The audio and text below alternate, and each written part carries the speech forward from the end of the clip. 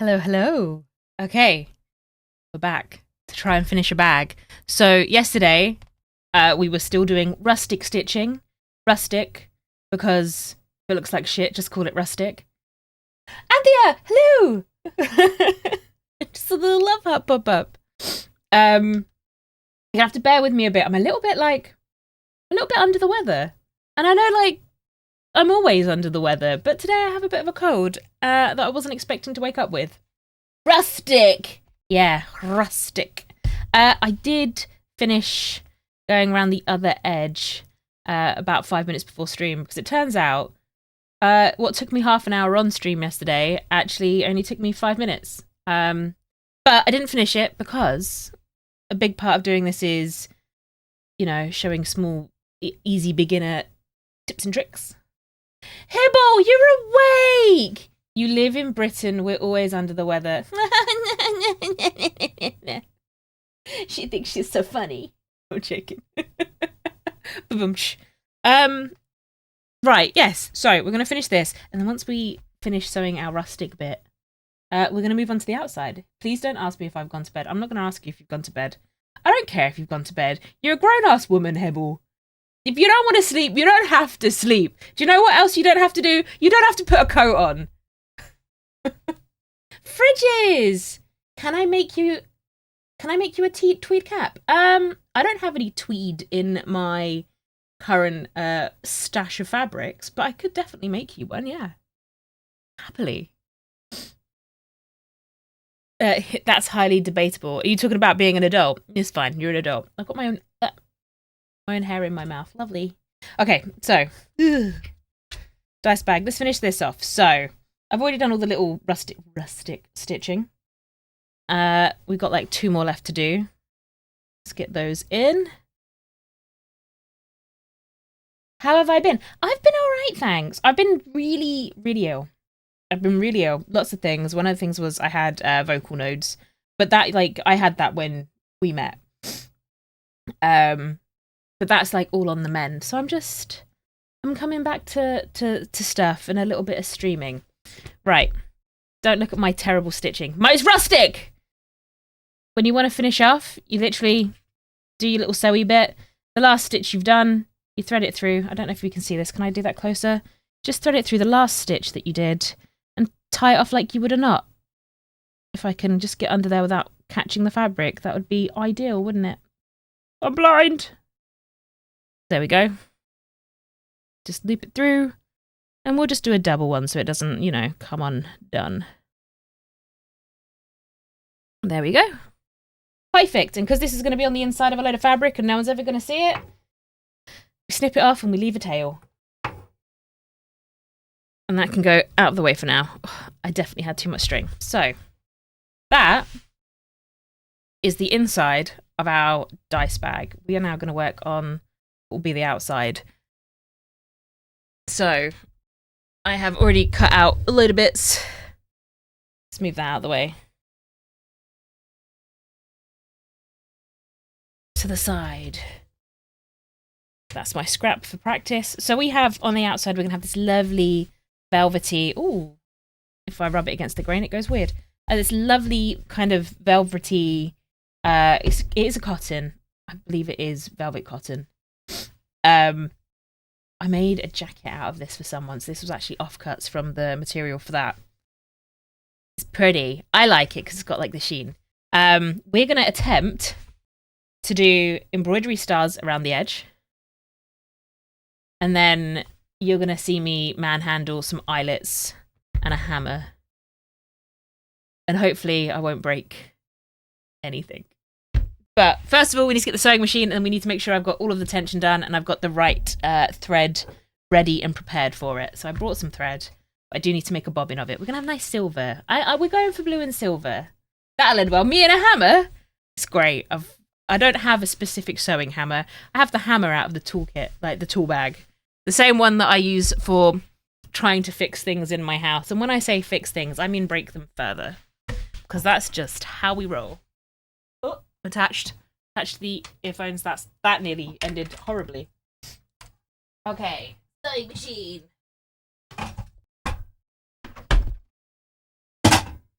Ooh.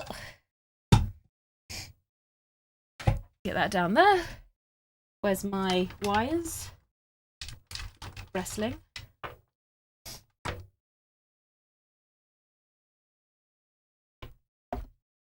Power plugged in. Oh! Oh my god, what am I pressing? Oh no, I'm pressing buttons, I'm knocking things. This is what happens when you have too many wires on a desk and you try to do things like crafts at your computer desk. Just shouldn't be allowed.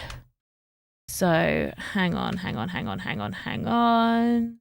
you go, unbreak that.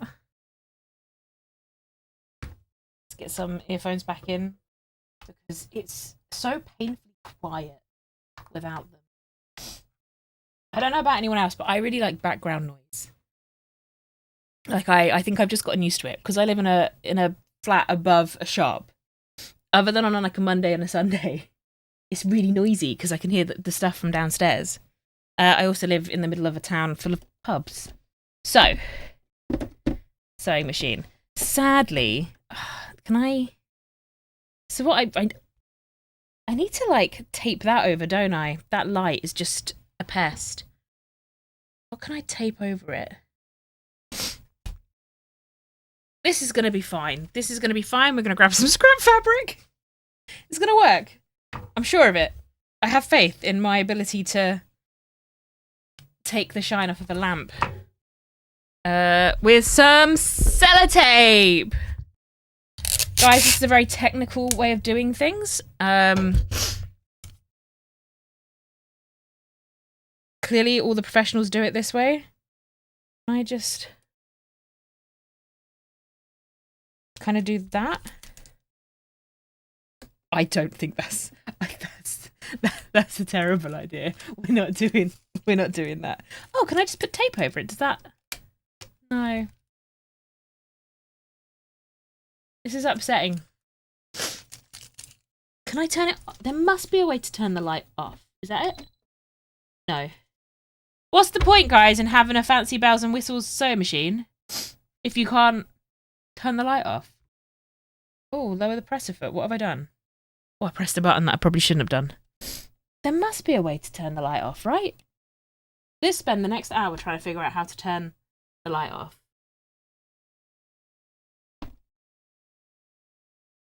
I'm not going to spend the next hour doing that. We're just going to have to, sadly... Because that's what we want, right? So then you can actually see what's going on here. Google the model. Yeah, that would make sense. Board is far away. I could Google the model. Right, Bridges, which would be sensible. Or we're not going to use fabric to stick to it, but I had another idea. It's going to be genius. Bear with me. I have some tissue paper. And when I say tissue paper, I mean like craft tissue paper, not like blow my nose tissue paper. And we're going to try and stick that. Like, I think I can stick that to it. I think that'll be easier than sticking fabric to it. Yeah, why would I do anything sane?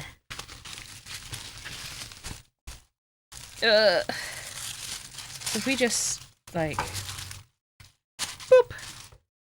Try not to cut my wires.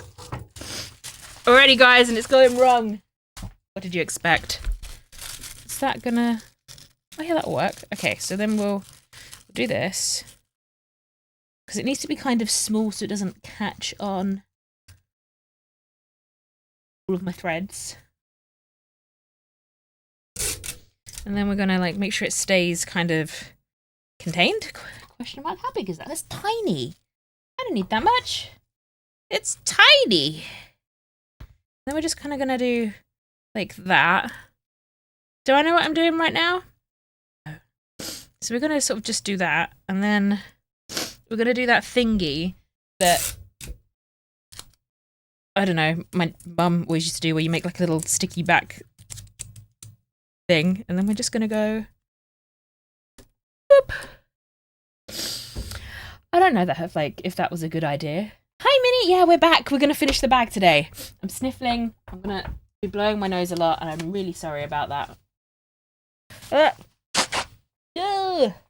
Just because It's cold season. Cold and flu season. And I think I'm just allergic to streaming, guys. Like, whenever I stream, I've got a cold or a cough or something wrong with me. What are we doing? We want this. We want to do this, because we don't want that bobbin. And we don't want that thread right now. What we want... Oh, shit. What we want is another empty bobbin. Do I have one that's not broken? I feel like I probably do.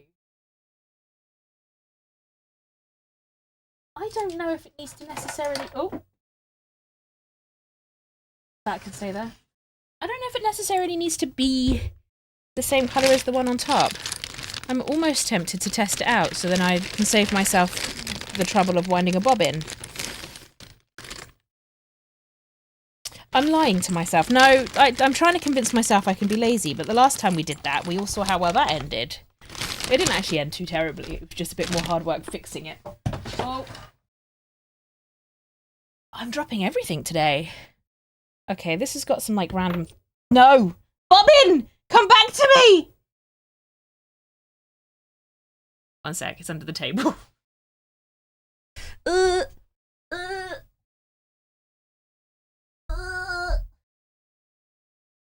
We're okay! We rescued the bobbin. The bobbin is safe. Okay. And it's gone. Okay. Where is my end to this fabric? So originally, I've got loads of like silver metallic threads, and I was going to use them originally for this part. But I didn't, like, last time I used them for something, they snapped a lot because it is just like tiny strands of metal. Whereas this is meant to be metallic look. Like, it's shiny, but it's still like thread. Well, it's all thread, but it's like cottony kind of thread. It's probably polyester, to be fair. Although, can't bloody figure out how to get into it.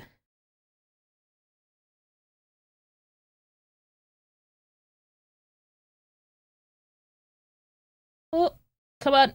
Get out of there. Come on. I don't remember getting into thread being this difficult before. No, what's this? What's happening? No. Don't do that. Don't do that. Oh, shit, what did I just snip? Hopefully nothing important.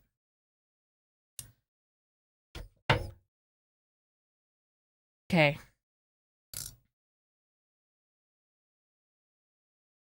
Hopefully nothing important. This might work. Hopefully this works. That goes on that bibble. Bit of brute force. That bibble bubble. Put our little, that bibble bubble on. And that goes through there. That goes over there. And this, ooh, not that way around, that way. That goes that way around.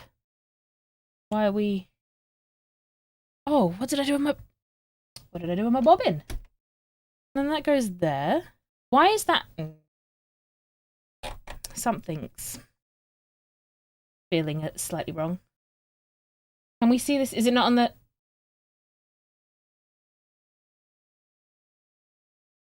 Yes, we can. It's just the bibble bobbling.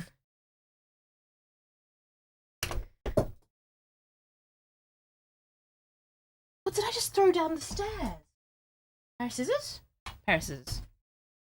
Okay, so we did some bibble bobbles. And now I'm just trying to wrap the last of the bibble bobble around this. And then we're going to just do that. More thread. This can go there. And then we're going to hope that that wides. I don't trust that. So the thing is, if it's not tight enough on the bobbin, you then get problems with the tension again. Why is this not working? Can I fight this again? She's having a life crisis. Do you know what we're going to do? We're just going to add our own tension. Our own tension! There we go. This is how we roll. Oh, maybe I don't want to do that. Genius, yeah. Oh no, go down that way.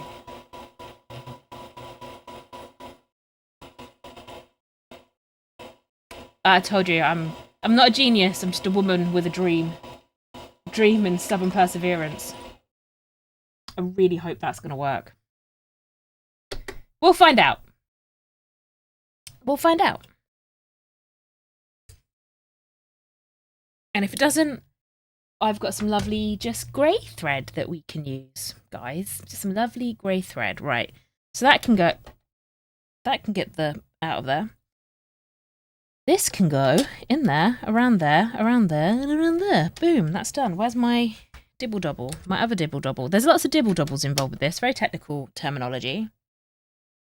And we want a different foot for this because we want the embroidery foot. Where's my... There we go. All of my buttons. Come on! Clip on place. Clip on place. Done. What's the next step? What's the next step? And now we play with this thread. I have a feeling this thread is just too thin. This is where I start having the discussion of, do I need another needle? I might do. Fortunately, I found all my spare needles. Yesterday we couldn't find them. Found them 5 minutes ago. But we'll test it out. This is why we have... What? I don't know why... What are you doing now? What is happening?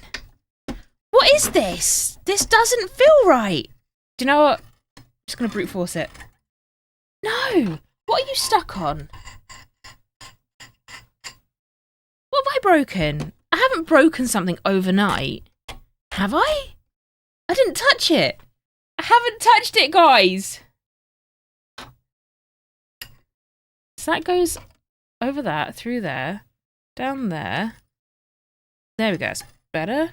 Question mark? Don't mind my existential life crises. It's machinery. It hates me. Maybe it's because it's a Thursday and it's on strike. Okay. Is that gonna thread that through? Magical threading device. I'm not... I don't know about you guys, but I'm not feeling very confident by this. This feels like it's gonna fight me every step of the way. But I could be wrong. So we'll have some faith. So this is the fabric. This is the scrap bit of fabric, by the way. So just make sure this works. And then I need to know what my numbers are. And we want some little stars. I mean, we could do swirlies. I prefer stars to swirlies, though. So we're having stars. We're having stars because I want stars. So I want that button. And I want that one. And then I want that one. Yeah. Okay, let's see what happens. Pray for me! Kind of didn't want that over that thread, but that's fine. So it's slow going, but I think it's meant to be. This doesn't feel... I don't know. I'm watching this thread and I'm worried. Yeah. Oh, no. Really? Oh, no. I know why it's doing that, though. Because my tension is wrong. I've got my tension actually... Oh! Oh! Oh, no! Why? Why? Oh, no! Okay, we're gonna just prop that back up again for a second. Oh. Oh, no! It's because the tension is wrong. To be fair, I did drop the tension to the wrong thing. Let's try it like there.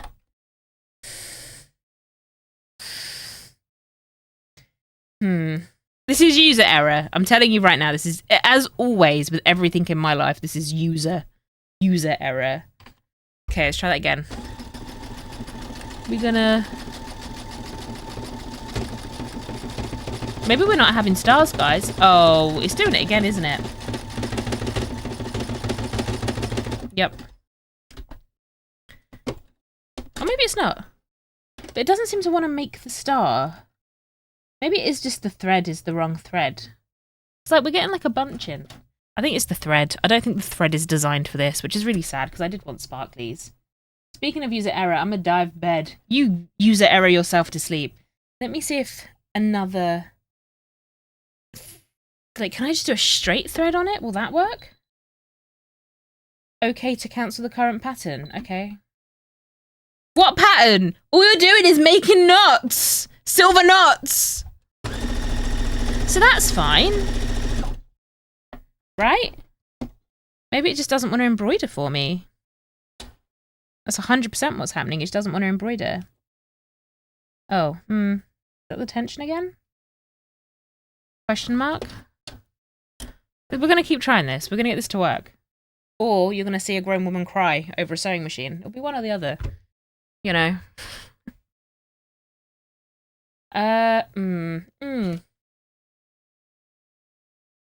Maybe the stars were just a bit optimistic, all things considered. So let's try... Let's try one I know has worked in the past. It's one of my go-tos.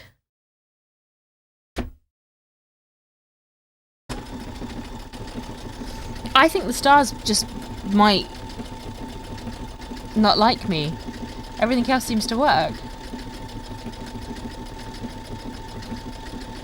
Wait, I say everything else seems to work.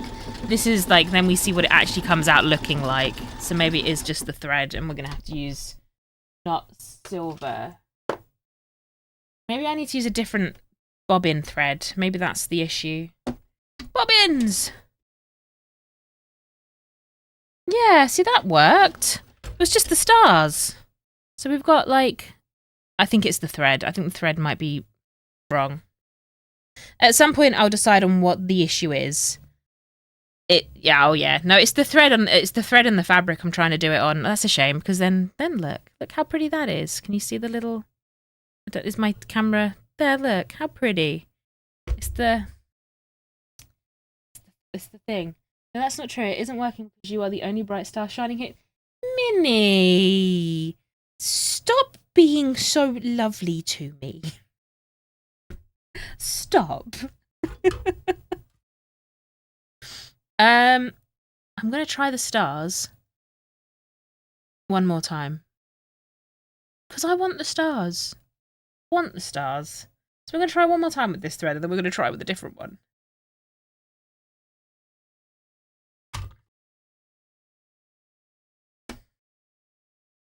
Like maybe it just needed a second. Yeah, Minnie, say something mean already. Sheesh. No, Minnie's too nice for me. Are we gonna... Oh, are you working now?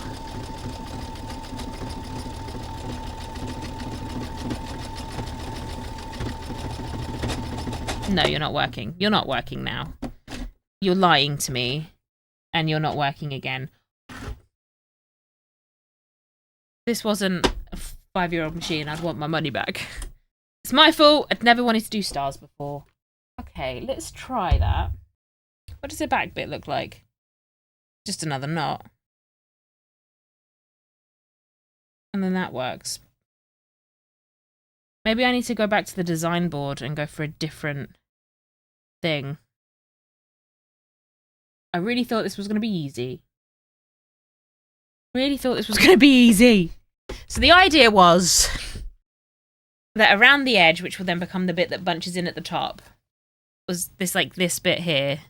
Just wanted like a pretty pattern, you know, to break it up, make it look like it's not just all blue. And I'm still going to attempt that. I think I'm stubborn enough to still attempt that. Let's have a look at what threads I have. See if maybe a different thread will work. The box of threads. We don't want green. Oh, I wonder if the actual silver stuff would be better. I don't imagine it would be because it's also thin and shit, so no. I don't think it's going to be better. However, that might work. It's like a nice sort of matte light grey, isn't it? Dove grey, is that what it's called? We don't know. That's another one. I've got quite a lot of like grey, silvery colours. Ugh. Ooh, when did I buy that? We're not using that, but that's pretty. Can we see that? It's like multi-toned green? Anyway, sorry, getting distracted by the... Oh no, now I have an idea for another...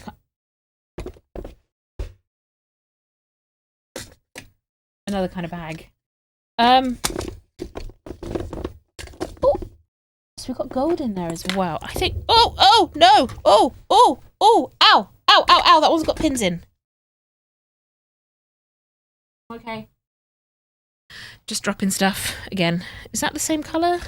It's like the same colour. Let's try this one and see what it looks like on the blue. Would have been prettier with silver though. Would have been prettier with silver. Oh. Put those there. Put you out the way. Let's fill up my box. That's another pin. Go there. Are you laughing at my pain?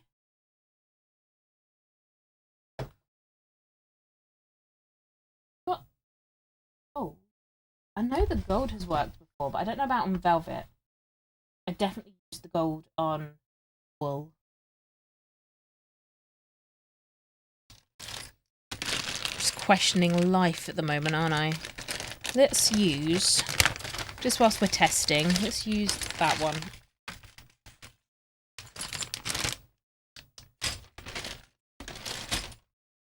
Absolutely laughing at my misfortune and pain. Okay. Pop out, please. I want to know why my stars are not working. Really saddened. Saddened by the stars. We'll make this work, guys. We're going to figure out a way. Did I maybe put the bobbin in wrong? I don't think I did. I remember.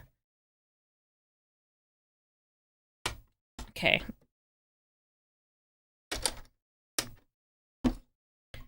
The joys of sewing. Oh. Oh, I think it's this thread. What a pile of shit.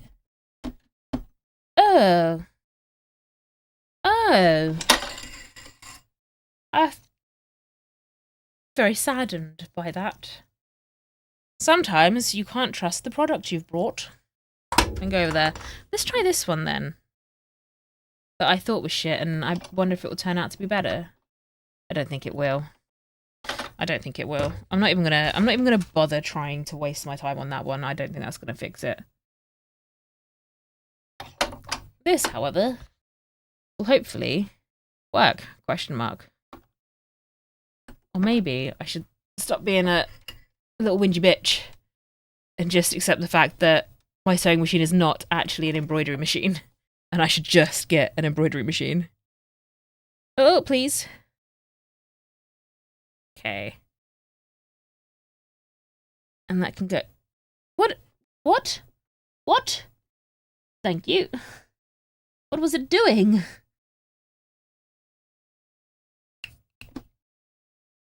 Oh. Okay. Thread that bitch through.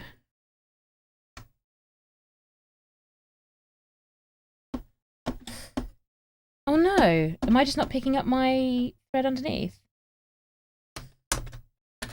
We're fighting for our lives today. Oh, itchy nose. Oh, why didn't I just do a light blue? And it matches the... because I really wanted silver. That's why. That's why. Because I wanted silver. With perseverance, we will make this happen. 5 hours later, she's still sat here, not making it work. Okay. Let's try that again. Oh no. Maybe we should just do that. No, you can't see it on the camera then. No, then it doesn't work. It doesn't work. If you can't see it on the camera, it doesn't work well enough. It's my new decision. Will these... hang on. Am I just doing something wrong? I've got the right foot. I've got the right tension.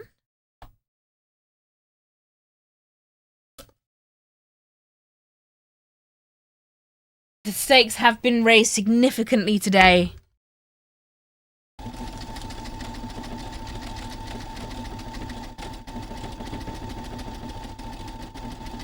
I'm watching this with absolute suspicion.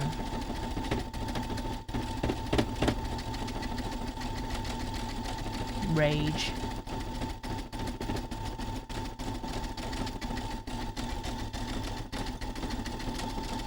Can we see anything coming out the other end yet? It feels like this one's working. I'm so angry. It was the thread. It was the thread all along. There's not enough syllables for me to make that into an Agatha all along joke, is there? It was the thread. Yeah, no. All along. Oh, no, they're looking a bit... They look like drunk stars, though, so maybe we don't want the stars full stop.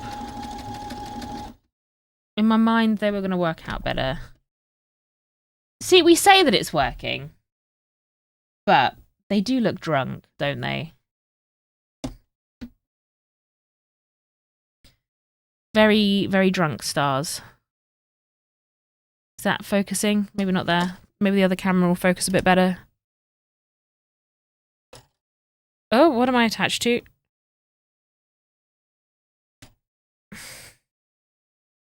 Yeah. Just a little bit drunk. Yeah. Yeah. Yeah, maybe no stars then. Unless this needs to be... How?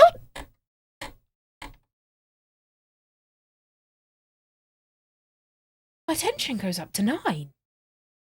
I didn't know that. I've never gone past 6.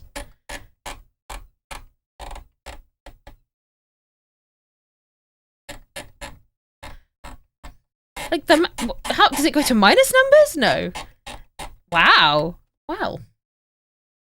I've never gone past 6. I just thought that was where it stopped. Apparently, I was wrong. Let's see if the tension ups, like, changes that, though. Can we please not thread?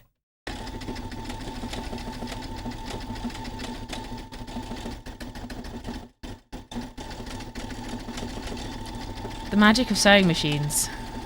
Just surprising me. Day after day. This does feel like it's working.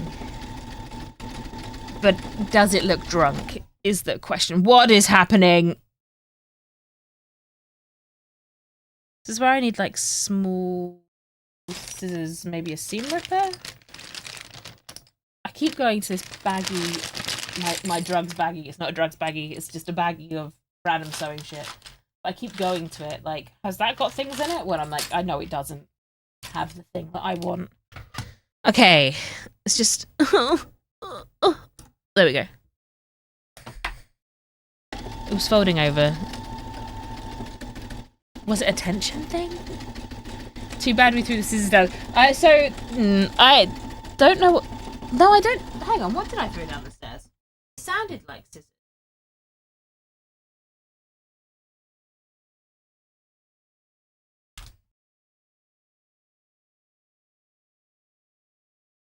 I'm not quite sure. I can't tell. My eyes are shit. I threw something down the stairs that sounded metallic. But I say this knowing that I've got 3 pairs of scissors at my desk or in my general vicinity, so maybe I didn't throw scissors down there.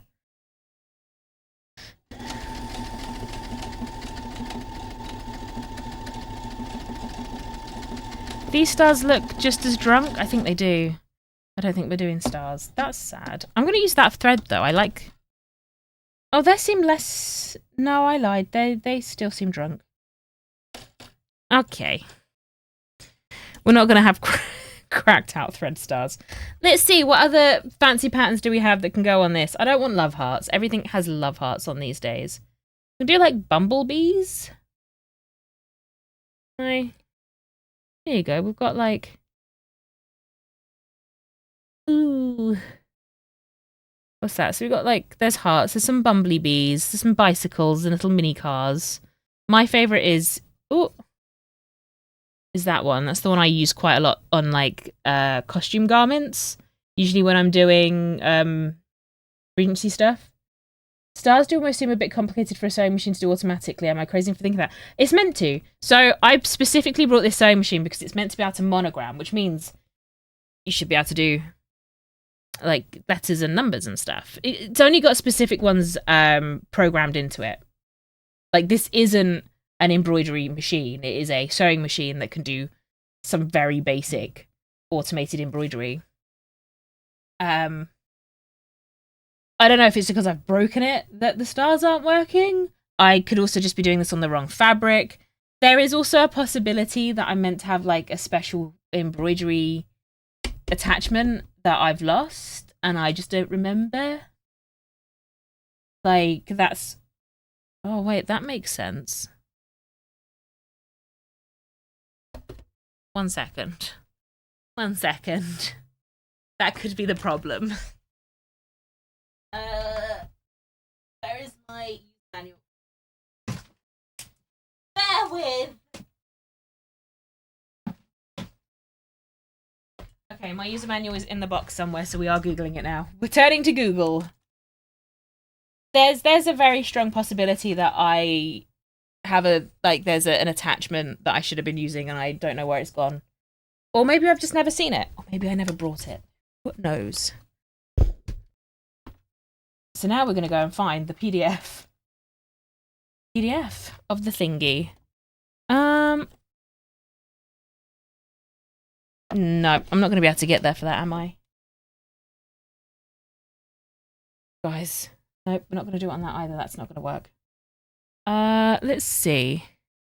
Do I have a way of showing you my Google? Maybe. So let's do that, and then there should be, if I've set it up properly. Oh, she can't see anything. The sewing machine's in the way. Can you do what I'm asking you to do, please? Okay. So, what am I searching for? I'm gonna need this. Move out of the way, sewing machine. Oh, don't beep at me. Don't break either. Space. What am I using? The Innovis Brother. Innovis. No, I don't want the feet. I want the Brother Innovis. You are the A150. A150 user manual.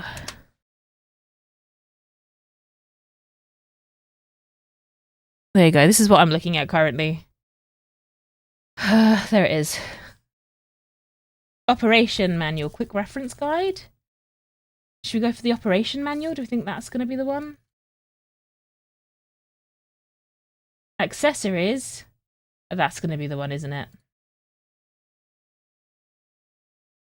That looks nothing like my machine. For sure.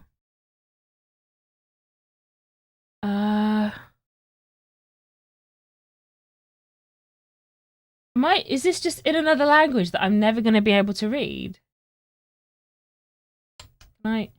Optional field. So that's feet for quilting.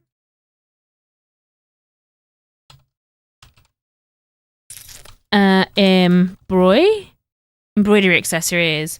It's just still language. Sure. What language is this in? Software. Operational feet for professional sewing machines.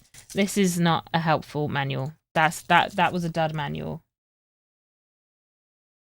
We'll go for the operation. We're still going to do it this way though. Embroid. Am I meant to have something here? Trim along the stitches. Scallop stitch. Does it talk me through all of the different embroideries? Since when can I darn on this sewing machine? Oh, so much this does. I should have read the user manual. Never did. Never did. Okay, so that's the foot.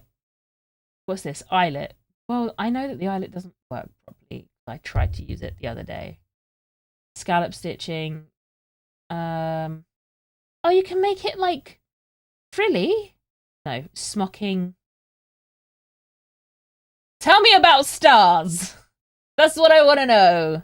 Okay, so maybe I don't need an additional attachment and I made that up in my head. I think maybe the stars is just a little bit optimistic for what the machine is offering, and I'm hoping it can do 5 years down the line when it really, really needs a service.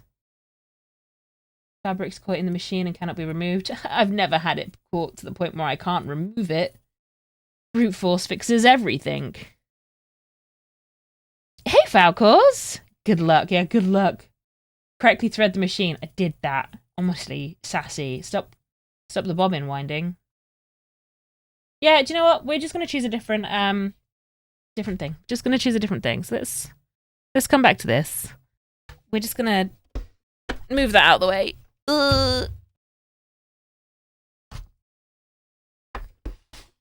Let's find another one, because it'll be... What I could... I could just hand attach some applique to it. I do have loads of trims. Could just add a trim. No, I think if we can get this to work, it'll be nicer. I've lost my scrap, though. Where's my... There it is. We're not doing scallops, though. The scallop can piss off. I don't want a scallop. I wanted stars, god damn it. It's kind of... Right. Right. Left. No, Dad joking myself now. Should we see if the hearts work? No, because I don't... Hearts... No, I don't want hearts. I've said that enough times that I do not want hearts. What does that one look like? What does that one? Does that one work? At this point, I'm going to see if I can just put my name on it. Like, can I write MoogieCookies on it? Would you like your very own embroidered with MoogieCookies dice bag?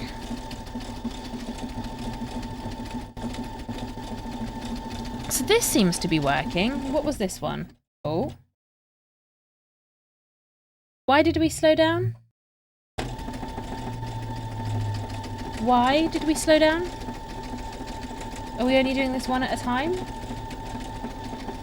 Is that what's happening? Do we get one round of this? I feel like you'd turn your nose up at hearts. I do turn my... I don't hate hearts, okay? Guys, I don't hate hearts. I don't hate romance. I don't hate pink. Just don't particularly love it. That equally looks like shit. Why? Why? Are you...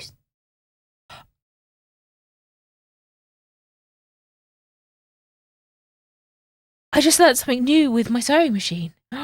I can have one star, one swirly. The stars still look drunk, by the way.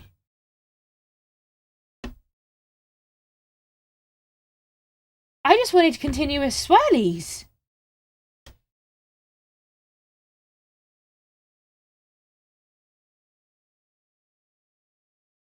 It's like Christmas. Okay. We're not... The continuous swirlies also looked shit. Well, they didn't go continuous, but that looks like not great. I think we're just gonna put the one that I was trying to do earlier on it. What does it do if I do that? Okay, how does that one look then? So we want that. 3? How many buttons does this machine have? So what if I wanted to do... What if I wanted to put my name on it? Oh, what? How do I put an A on though? Like, how does this work though? How do I do the alphabet? 4. Okay. This is what I'm playing with, by the way. Let's do it this way.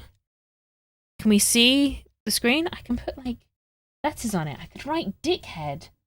I don't know. Like, so I want D.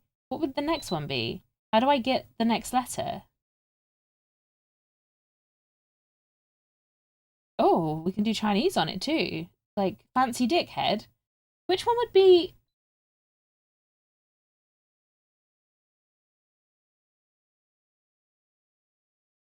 Twin needle? Do I need a twin needle for the stars? Is that why the stars weren't working? Yes, is that yes? Should I put dickhead on it? Needle position?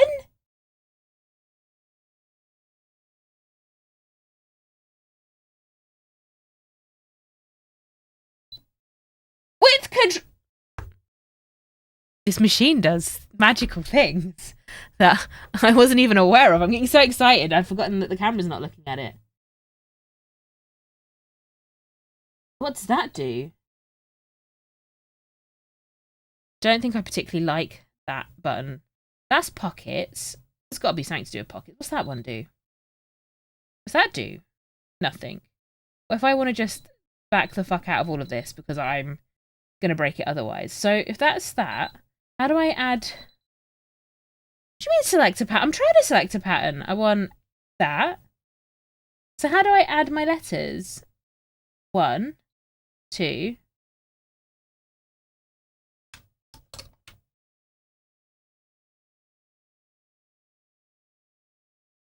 How do I only find this out after user owning it? I've not had much need to use this skill set of the machine. I make, like, the outfits I would make were usually, like, big, fancy coats with lots of hand embroidery or hand applique. I never had to use the machine. But now we can... Are we putting dickhead on... No. I'm not going to put dickhead on this one. I might just make an insults bag at some point, though. We could. I don't know why I'm doing that and no one can see anything other than my screen.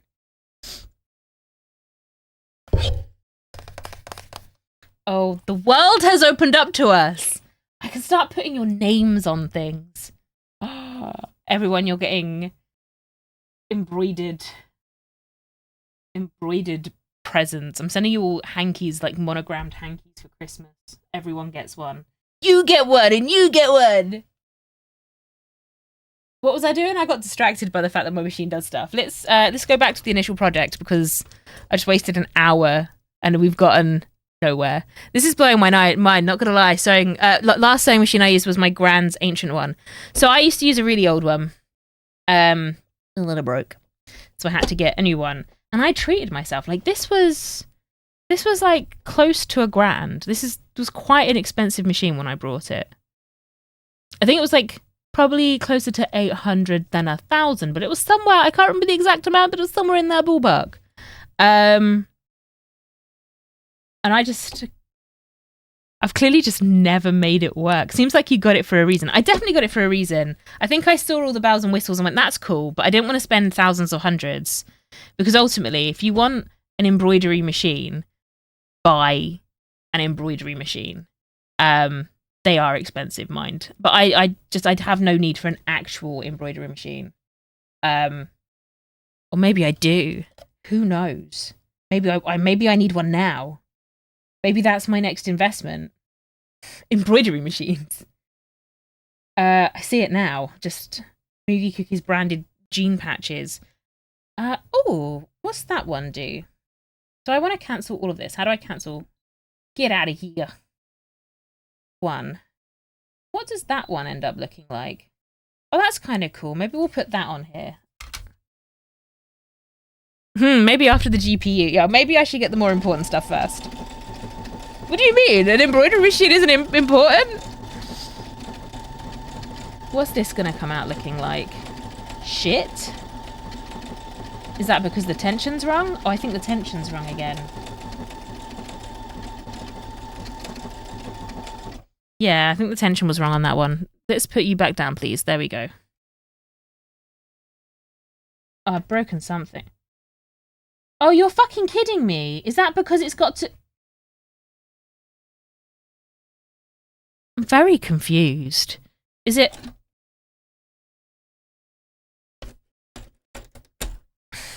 Because on the underside, it looks fine.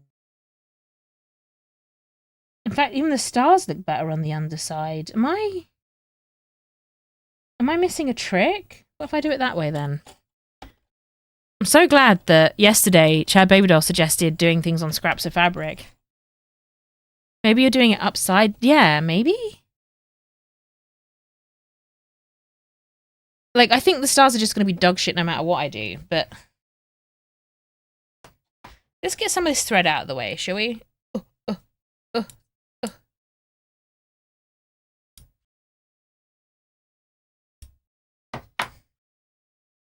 So if I do that, what happens?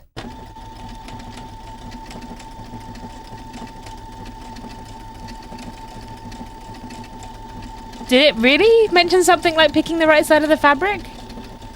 Imagine paying attention to that. We're learning things today, guys.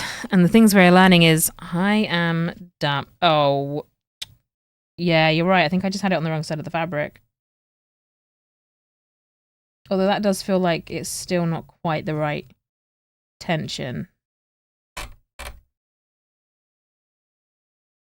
I can make that smaller. Do I want like an Aztec-y? Do we want to try stars again? No, fuck the stars. Fuck the stars, okay? I gave up on the stars.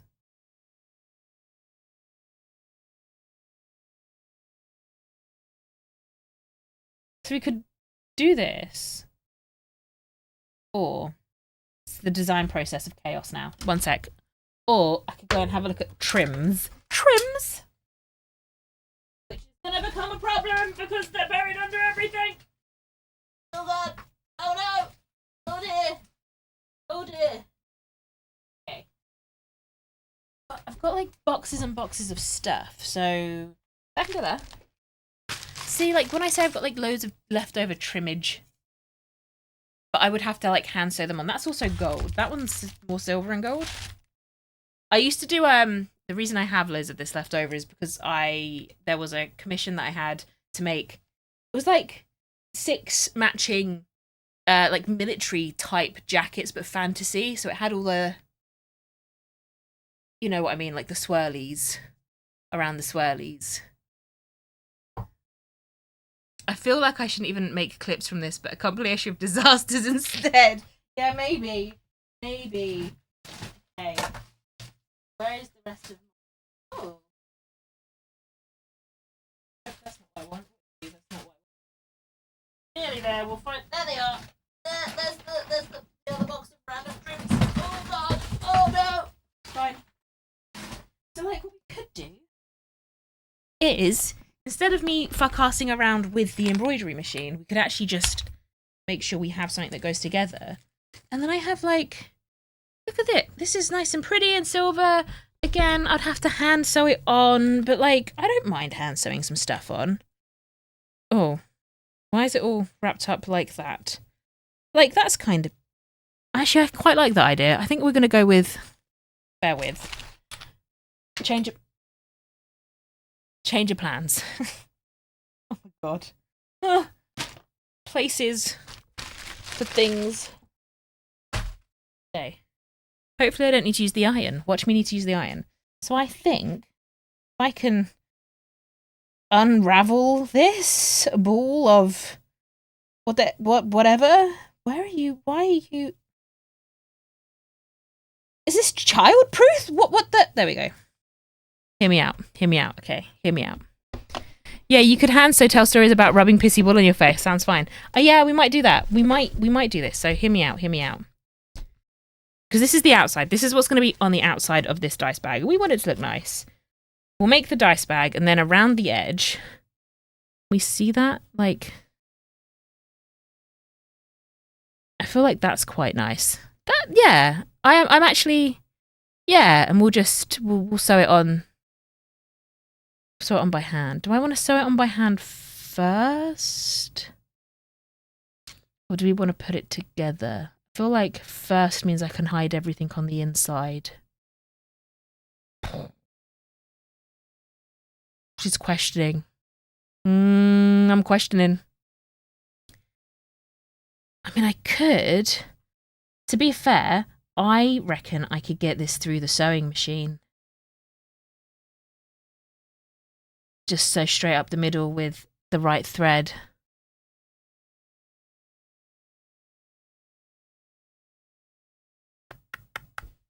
We'll test it. We'll test it first. We'll test it first, and then we'll do some measuring. Okay. It'll turn out like at the end. It'll turn out fine. We're just gonna ignore the shitty frayed bit. We're gonna just do that. This is probably the wrong foot for this, but we're just testing. We're just testing. Oh, don't embroider on it.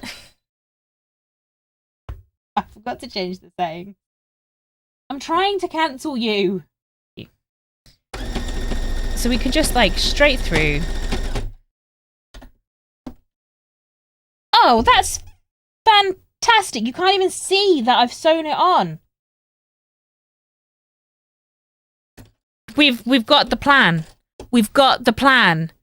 We've got the plan. It's gonna look phenomenal. It's gonna be classy as look at that. Look at that. It's attached. It's attached. And it just looks nice. Yes. Okay. Yes. Now, is there anything wrong with this?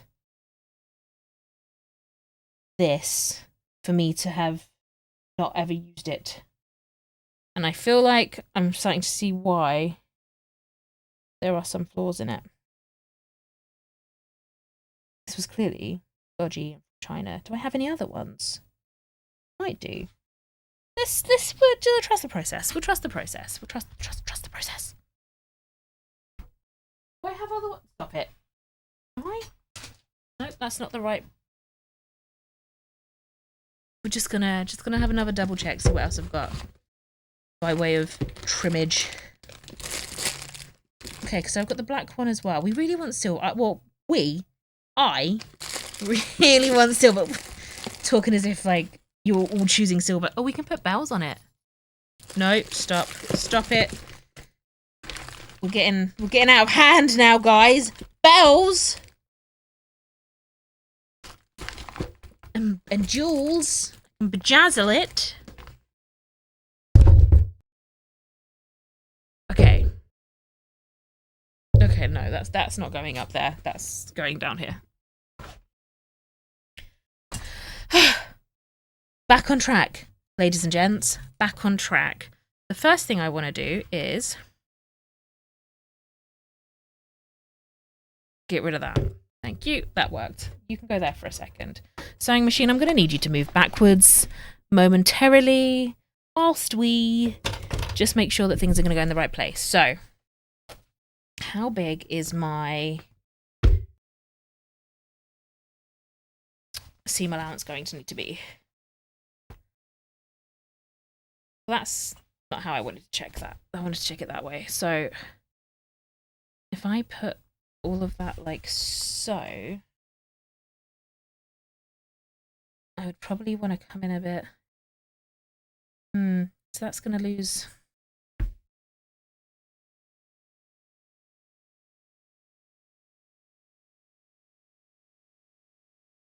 New plan. No, I'm going to do it different. New plan. It'll work. It'll work. New plan. We are going to attach this. But we'll do that last. The trim goes on after.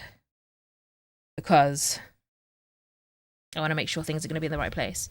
But before I do that, that foot needs to change. Oh, trust the process. Yesterday it was rustic. Today it's trust the process. Trust the process.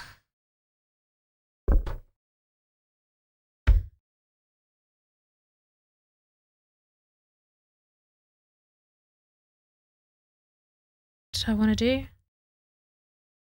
The other foot. What did I do with it? There it is.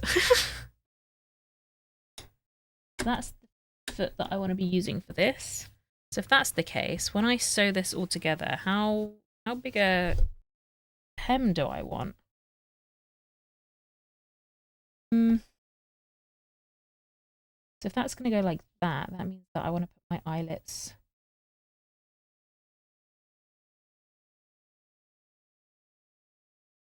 Is the velvet layer the same side on both sides of the underside rougher? No, it's the underside's rougher. So you have your wrong and right, inside, outside. So what will end up being on the outside is the nice velvet, and on the inside it's just horrible, coarse stuff. Okay, so we will put some eyelets in. Oh, dangerous. We're gonna get the hammer out. So I would like my eyelets to be, I would like something to measure it with, what I would like.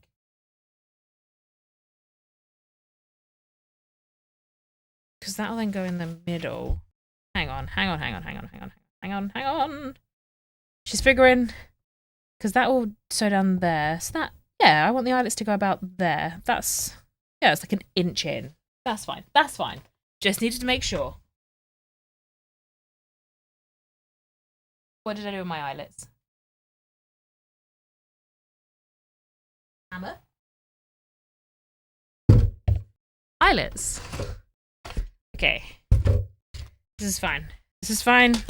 We're on it. Oh, I have... Is that going to stick to something? Magnets? Because if you don't have sewing magnets, who even are you? No, we'll use the blue eyelets. So what we've got like little eyelets, this is how we're going to put our ribbon through it to tie it off. And it's got loads of little... This... Can we... Oh, there we go. It's got loads of like little dibble-dobbles. And then what I also need is the back of the eyelet. Then I've got to remember how to do this. Because despite the fact that I did it yesterday, I say yesterday, 2 days ago, 3 days ago, I've already forgotten. That's not... I've literally left one of the most important bits in there.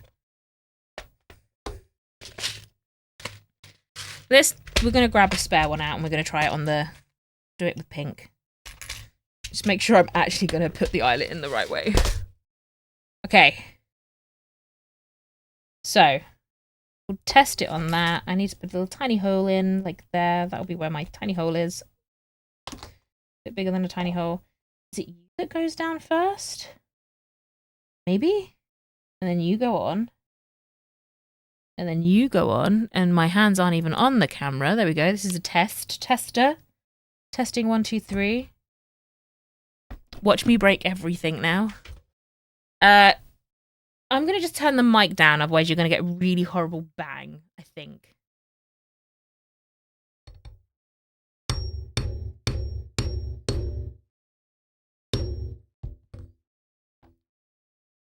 Oh, it worked.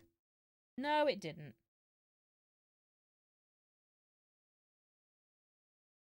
That bit worked. Why did that bit not work? The wrong way around?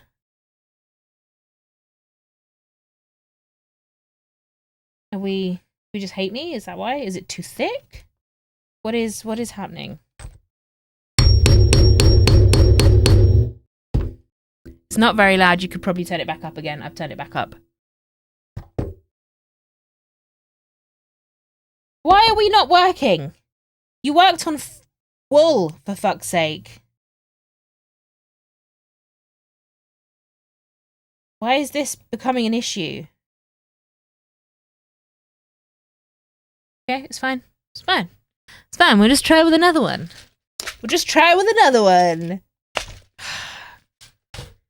See if so maybe it's that way then. Maybe I need to do the colour on that side and then that's fucked now.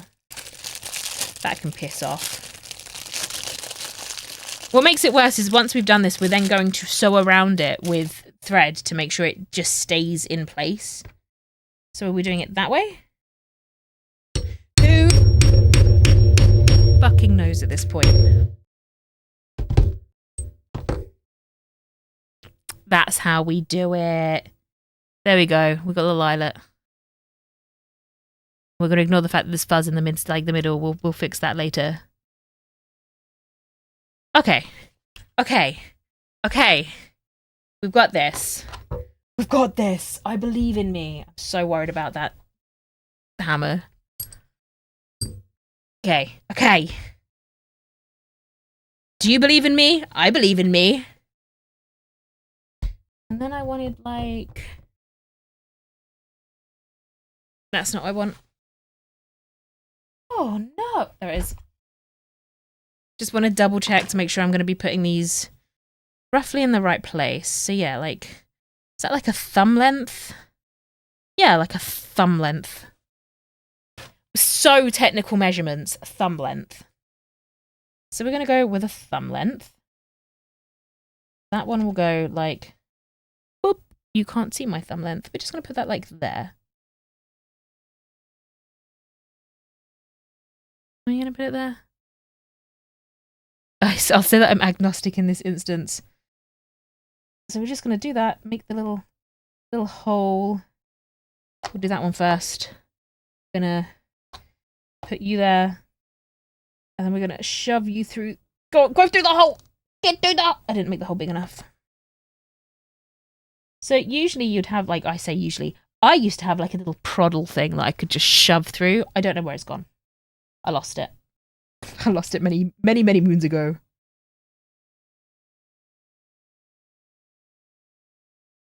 That'll be the story of my life, by the way. I lost it. We'll find it like 3 weeks down the line. Come on, go through the... There we go. Through the hole. That's what we want.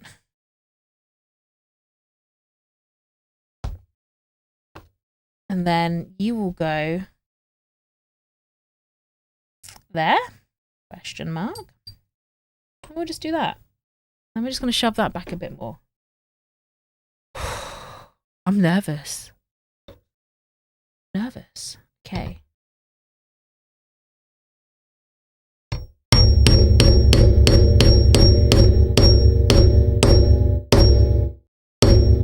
One for luck.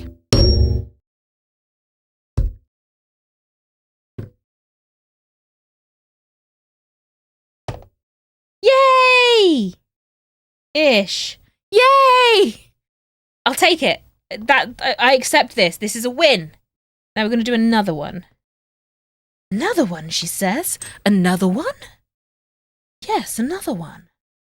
Why? Because I clearly hate myself. No. So we'll do that one like there. They need to be fairly close together. So if we just like put you... Yeah, that's like... Boop.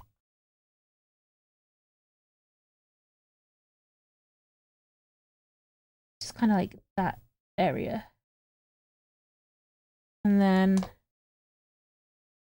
So it doesn't need to go through the lining also. No, this absolutely should not go through the lining also.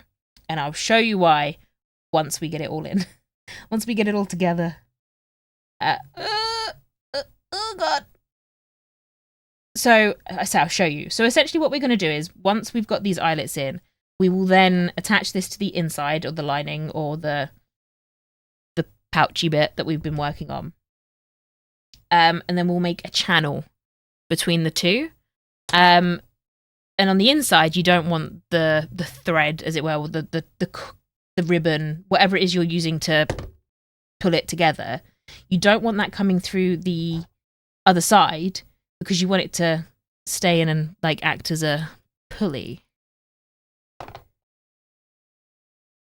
Where did my dibble double go? There's my dibble double.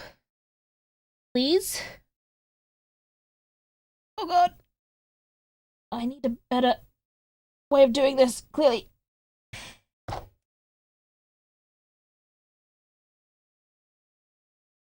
Just getting there, guys. It was a rocky start this time round, but after I stopped getting distracted by all the fun things my machine does, which, by the way, guess what I'll be doing later? We're getting there. And then that will go... Get on there. That'll go there, which will shove you down. Shove you there. Then you go on top. We ready for some more hammering?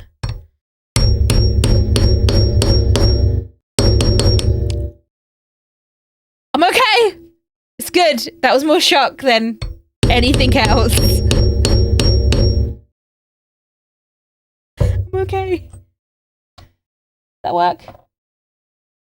Yay! Okay, fucking, that's it. We only need 2 eyelets. No more eyelets. Gonna get rid of the danger. The danger of eyelets right now. I'm also going to make sure I secure it. Smash his thumb. I didn't need a thumb anyway. What do you mean? Okay, that goes in there as well. My little eyelet case. I would just like to say, if anyone's interested in any of the products I'm using, most of them come off of eBay. This little eyelet pouch was from Amazon, and it was about £8. I Billy blasted myself. I did Billy blasted myself. Okay. So we'll leave the machine there whilst we'll just move the camera over a little bit more. Whilst we grab one of these. What colour is this? We'll use this one. And what we're going to do, so because these eyelets are going to be a place of like a high usage, like a lot of stress, we're actually going to now sew around them. So you're not going to see the metal. It's just going to look like I've hand sewn a bunch of eyelets, which in theory I kind of probably have if I'm... Why is there a pin through that wire? Words. Which is in theory what we're doing. It's just going to add a little bit of extra security and reinforcement so that it doesn't fall apart on usage. Because the last thing anyone wants is a thing that falls apart, right? Why are we unraveling? Why are we unraveling? Let's not unravel. Let's go for the other end then, if that's going to be the case. Oh no, we're unraveling too, are we? Not sure how I feel about this.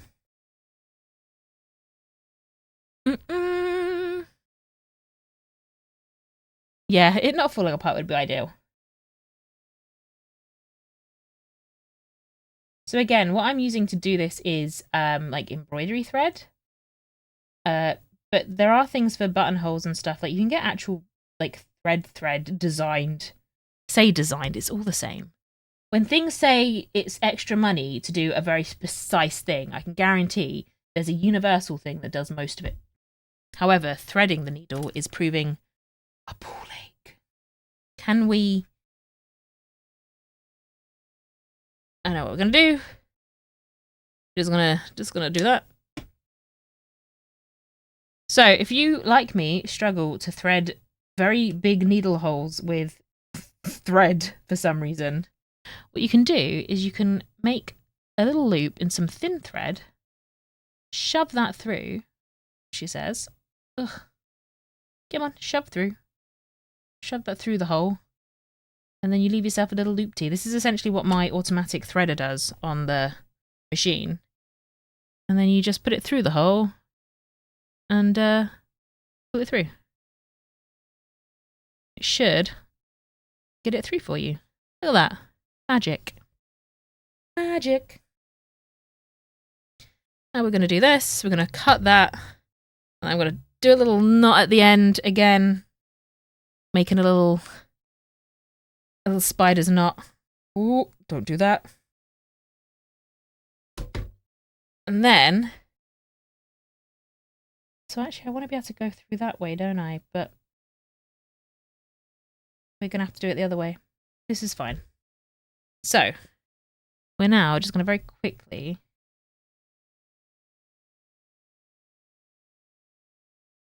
Firstly, I want to be able to do it that way. A little sewing around the edge. Make sure the nut is on the inside of the lining. There we go. It's fine. We got there in the end. And now what we're going to do is we're going to remove the inside of the eyelet so it's not in my way, buzzing me off.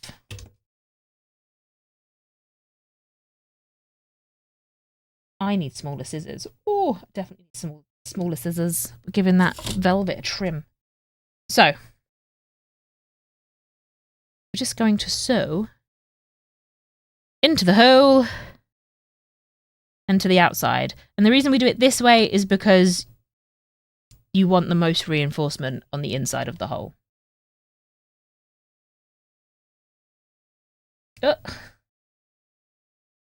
This might end up being... I need more space, guys. Maybe I should have put the sewing machine away for a second. Who knew that this was going to be what we did? I did. I knew. So yeah, through the hole. And then around the edge. And we're just going to keep doing that. And whilst we're doing that, we're going to have a little conversation. And no, I don't think I want to retell the story of getting peed on or pissy wool at my face. You need to move out of the way, mouse. Keep knocking it. But yeah, this is the part where I'm like, how's everyone's day going? How's your day going, baby doll? How's things? Or ultimately, I could also put my headphones in and hear whatever I've left to the world to listen to. Oh, why? Oh, this is some bad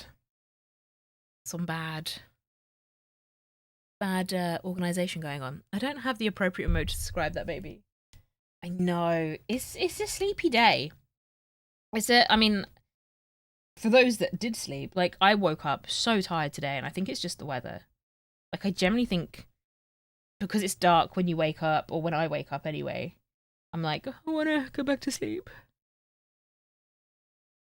But who knows? I could be wrong. Who knows?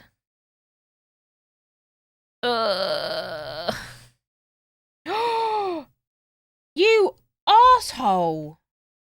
Just threaded you. Just threaded you. It's like it's conspiring against me today. Conspiring.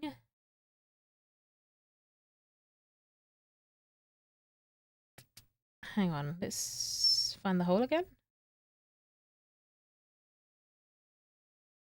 So I'm like sat here struggling doing eyelets right now. Once upon a time, before I really got into doing things like reenactment type stuff, I went and did a bit of like, it was like a could you call it part-time? It was like a little bit of sewing for a lady that did reenactment costumes. And she'd gotten to the point where she had so many orders coming in that she didn't have the time to do like all the eyelets and buttonholes. And I used to spend my weekends sat there like hand sewing at proper eyelets, not like, I mean, this is a proper eyelet, but this is more of a cheaty reinforced modern one. But in reenactment clothing, because it's meant to be historically accurate, it's got to meet like a criteria. What I've done would have been frowned upon because they're snobby as fuck. But I would have to sit there and like hand sew like proper medieval whatever time period eyelets, and she'd pay me like, that was like 25p an eyelet, and I'd sew hundreds of these bastards.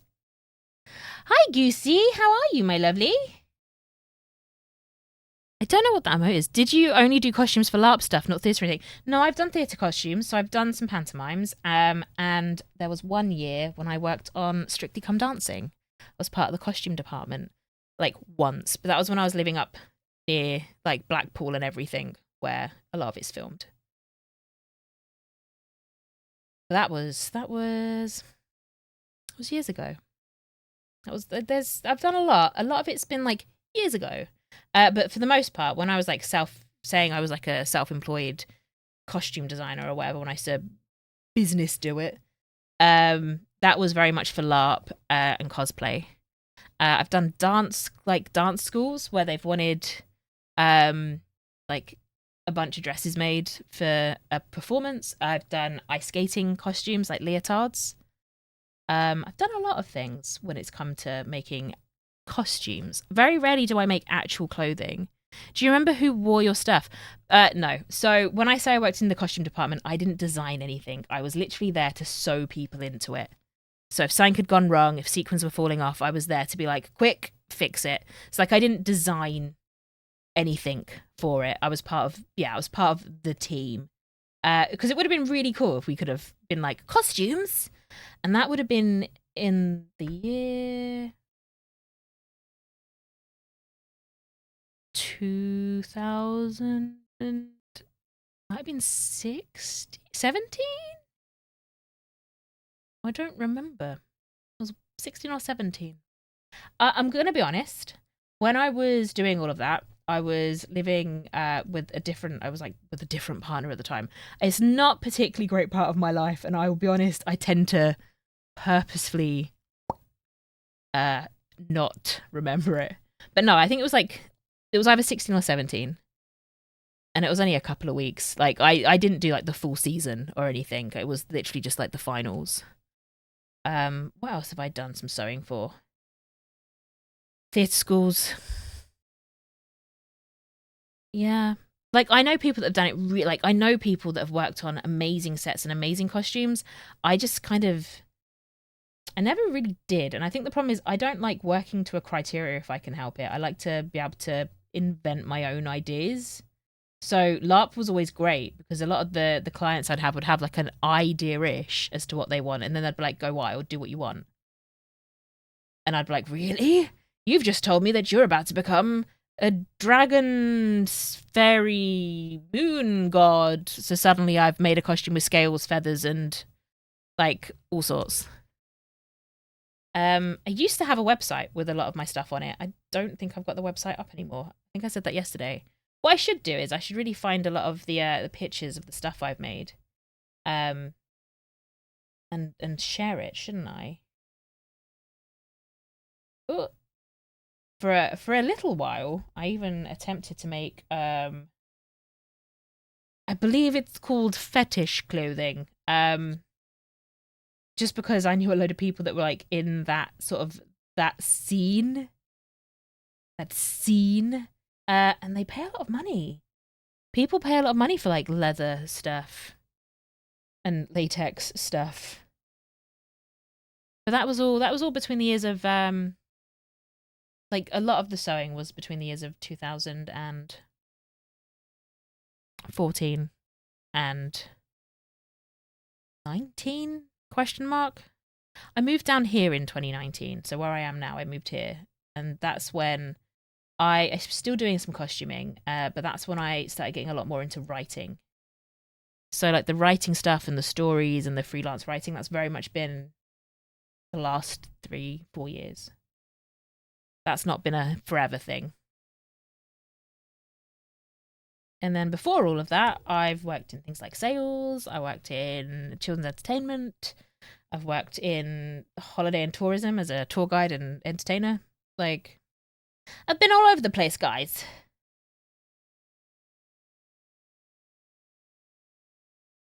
Oh. Try to find the there again. But yeah, I probably should go and find some of the stuff. Some of my things will be on Instagram, not in a professional capacity, but in like I've made my friends wear something made by me capacity. There are a lot of my costumes are still in circuit in the LARP scene. Like one of the big things with LARP now, it never used to be the case years and years and years ago, but it's become more popular to have like a photographer at the event that you run or at the event that you attend. And they're like professional photographers that turn up. So there are some like really amazing pictures that are still coming out today from some of these events of people wearing stuff that I've made, which is really nice to see. Because I like at this point, I'm like, oh wow, well they've probably stopped wearing it by now, right? It's falling apart by now, right? And it's not. So I guess that's a testament that I wasn't as shit as I always thought I was.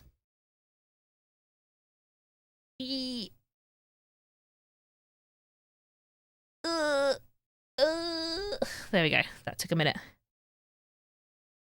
So yeah.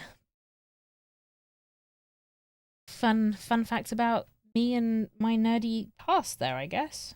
Or what are you doing? Don't do this to me. Oh. Thank you.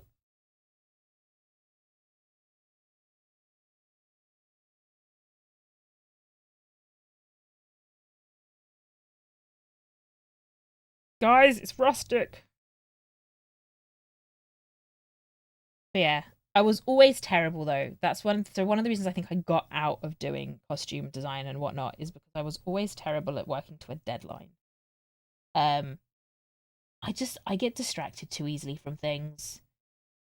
And then I'm like, well, run out of time, and that is one of the reasons why a lot of my stuff for the sewing machine is missing, is because the last thing that I did was make a bunch of costumes for, again, a LARP event. Fortunately, these weren't like professional stuff, but I did have to like sit there in the Airbnb trying to fix things the night before till like 3 a.m. And then I obviously threw everything away, or not away, but like just into a box, because I was in attendance too. I was enjoying it. That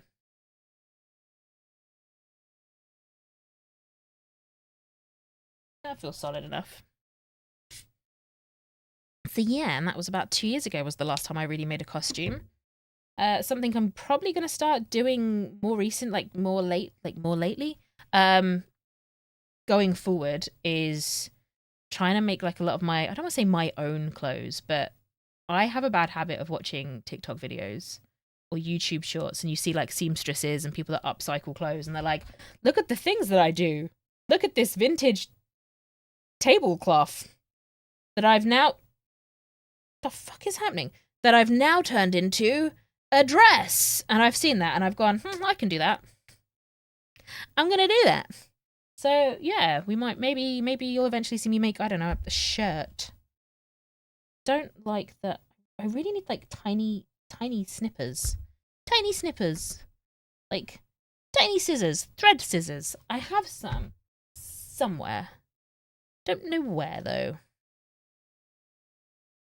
It's not ideal, is it? You can believe that. Is that you can believe that I have a really hard time working to a deadline. I do. I have a really hard time working to a deadline. I will say it's because of things like, so it's not ADHD because I don't have the hyperactive part of it. It's I think it's just AD now. Everything's under a blanket of something, but I've got the attention one. And I've had it all my life. I just don't like to recognize it. I will ignore it until it goes away. Always been a daydreamer. Always been a like, just distracted. Or I'll start doing something and then an hour later you'll be like, did you do that thing? You'll go, no, but I did X, Y, and Z. And it's just like, well, do you know what? I'm functional. I'm functional. So I'll deal with it. You know?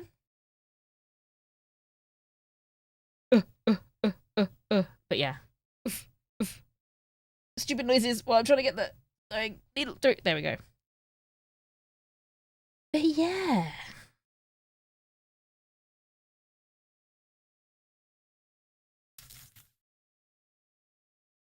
I haven't stabbed myself. I thought I was about to, but I haven't. Ow. I did just give myself friction burn though. Oh god, so that's a fear I've always had. With threads. I say a fear, I've done this before. I sometimes can't find my scissors, usually because I'm like sat on them or something stupid. So when I want to get like some thread off of something and I need to like have a certain length, I used to bite it, and someone told me that was really bad for your teeth, and obviously it is really bad for your teeth. Don't do it. So I started just wrapping it around my fingers and like pulling it, and because thread's quite strong, it needs to be. If you buy like good decent thread because you're making garments, it needs to be strong. It needs to hold it. So what I ended up doing is I actually ended up like, it's like a paper cut, but it was a thread cut, and it was just all around that bit of my finger. That was horrible. 10 out of 10, do not recommend. 0 out of 10, just horrible. Fun things that can happen when sewing. Tragedy strikes. I still think the rotary cutters are the scariest things in existence, though. Absolute horrifying.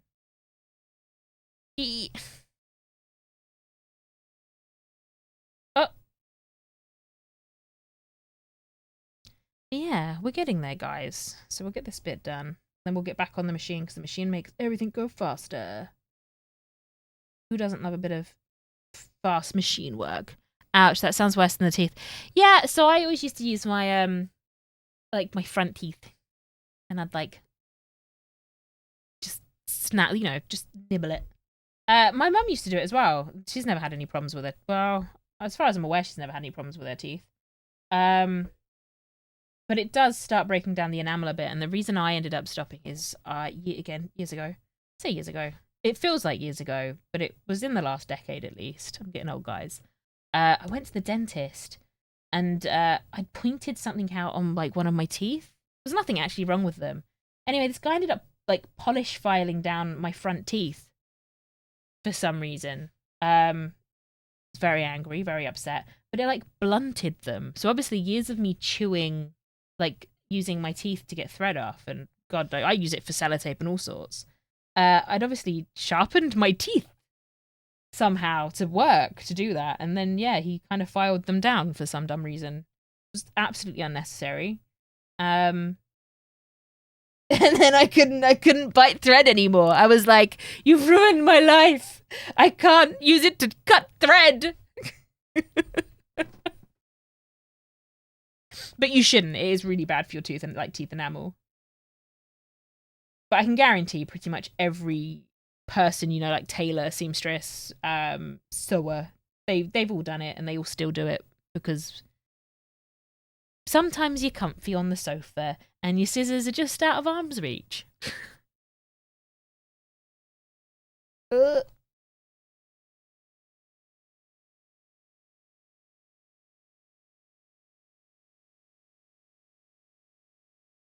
Oh god, what way was I just going? That way around, okay. But yeah. I feel like with the lo-fi, just some like casual storytelling, this is very sleepy, isn't it? I feel very sleepy. But I think that's just, again, I think that's just me. It's also very dark out today. It's been very dark out for like most of the week. If anyone hasn't already noticed. Hang on, my screen is doing weird things again. There we go. There we go. That's December for you. December. Yeah, do you know what? Do I want to say that? Touch wood. This is the first December where so far the only major illness I've kind of had is I've got a few sniffles today. Like, maybe this will be the first Christmas in existence where I'm not ill. Like, last year I was so ill over Christmas. Like, so ill. It was like COVID levels of ill. Oh no. What's happening here? What's happening? What are we doing? What are we doing, thread? Stop that. There we go. But yeah, maybe, touch wood, this will be the first one. Like, I've been ill on my birthday and Christmas, I think, every year since I can remember. And considering I just turned 34, that's like 34 years of me always being ill as far as I remember. Although I wasn't ill on my birthday this year, so that was good. Oh yeah, last year was pretty bad for that. Last year was really bad for illness. Like, so, like most people that are usually on the internet and doing work from home jobs and very easy stationary things, I do have, like, I have a chronic condition. It's not life threatening. I deal with it. I get over it. But that does like usually make me quite ill. But last year was really bad for just all sorts of illnesses. Like, I was just non-stop, wasn't it? It was like tummy issues, in pain, headaches, flus, colds. I think I got COVID again like multiple times. It was a bad year. I say last year, we like just the last 2 years for all of that, really.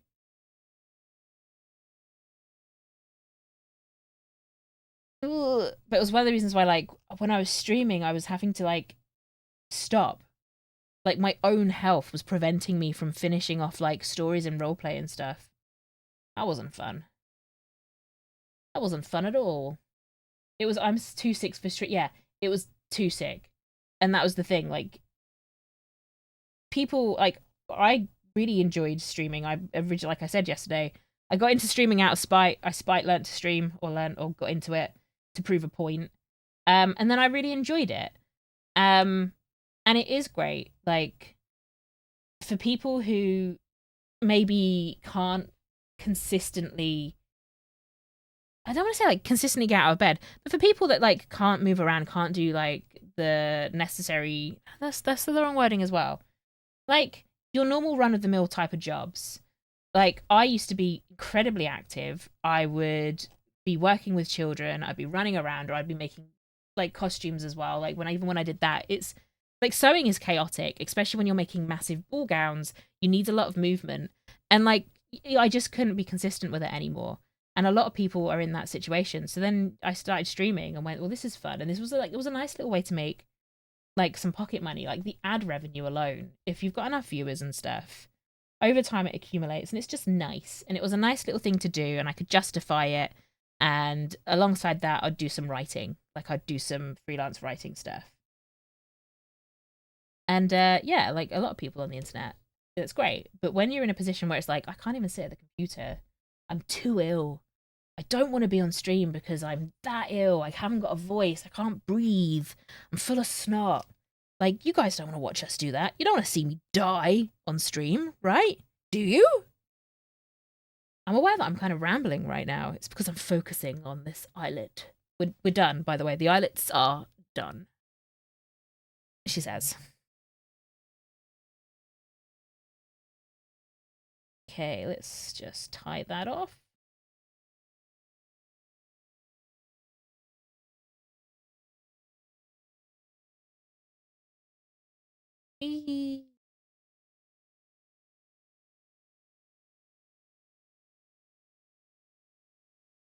We'll give that another knot just to make sure that it's absolutely 100% going to stay knotted. Again, much like with the rustic stitches on the pleather, again, you just tuck it through a loop and tie a knot. It's pretty straightforward. And here's the thing, that's the inside of it. It looks like dog shit. It doesn't matter. No one's going to see that. That's the beauty of lighting things. Well, the fainting was pretty funny, but I don't know about dying. Oh my god, fainting on stream. You brought this up yesterday, I think. Yeah. I was like, I don't know what happened. I think it was a combination of I wasn't sleeping as much. At the time I was dual playing characters, so I'd play Andy and Cecily on the same day. And by the time I'd play Cecily first because I had a lot more interaction with like the UK to EU players on her at that moment in time. And then I would swap to Andy and roleplay with Bud, who anyone that knows Bud and his streams knows that guy will stream the most degenerate hours. Like, even for him, he's like 48 hours straight. And he's like, let's go! Sleep when I'm dead. And it's like, dude, if you don't sleep, you will be dead. But I was trying to keep up with him, and oh my god, between not sleeping, being ill, and then laughing, because that guy has me in stitches. I couldn't breathe, and I actually blacked out on stream once. That was scary.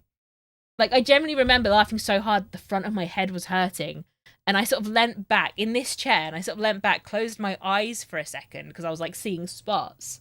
And then I went quiet for about a minute on stream. And the stream exists still, I think. But I went quiet for I think it was like a minute on stream. And then suddenly it's like I woke up. Like I remember going, and like remembering to breathe. Like that, as funny as it is, it's fucking horrifying. And I had to stop stream. And I remember being like, guys, I just passed out. We're raiding Bud. Bye. Like that was scary. Funny, but scary. Bud nearly killed me, is what I'm saying. Bud nearly killed me. He did it on purpose, I'm sure of it. Okay. My two little pretty eyelets. And we want this now. So. We put what's going to be the outsides, so the right sides together. And we are going to, because I don't want there to be too much wiggle room on this. I do want precision on this. We're going to do what I did at the beginning with the circle, which is we'll use a different color completely, and we're going to tack it, like hand tack it into place rather than pin it. I need to stop doing that because what I'm about to do is shove cotton in my cup of tea. Oh, you don't think it does exist? You haven't come across it since? Oh, no, that's terrible. To be fair, I think that was around the time where we were just getting used to highlighting VODs and making things work. because I was really terrible for it. A lot of my early roleplay streams, in fact, not just my roleplay streams, but all of my streams before that. So I didn't just come to Wild Roleplay and then start streaming. I was already streaming before that. But I was just doing like little games. I was doing some games with Dave, do like the odd little fun thing. But yeah, all of that's gone. Like it doesn't exist because I was terrible at saving my VODs. So thanks to Chad Babydoll, I now have all of the stuff from at least the last year is on there, and a lot of the stuff from I want to say a lot of the stuff from late 2023 is in there. But it's all on YouTube under MoogieCookies in lovely playlists. Just there for anyone that wants to go back and check some of the stories. And I like again, Babydoll did this amazing thing with the early stuff, where obviously stories happening and there's some existing streams but not many. Where he's gone and found the people I was interacting with and he's linked them in it. So like you can follow the story still. So that's nice. You can see the decline of my sanity.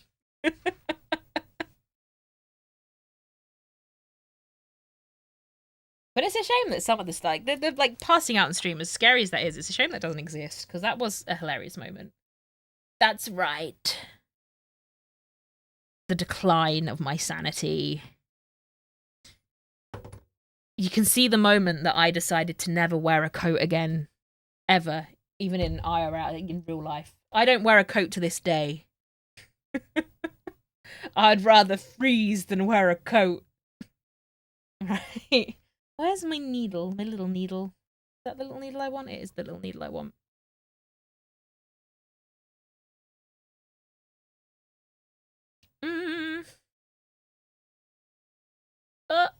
Oh no, I'm blind.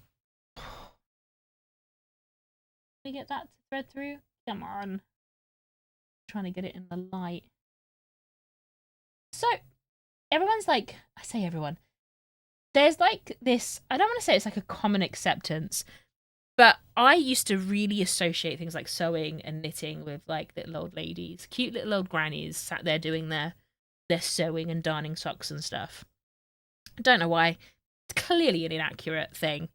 And I'm like, how the hell? Like, I know how bad my eyesight is, let alone like some poor little old granny. I'm like, I can barely get the thread through the holes. What are they doing? Okay. So now what we're doing is we're just tacking it into place. So these don't have to be neat, they just have to be in place.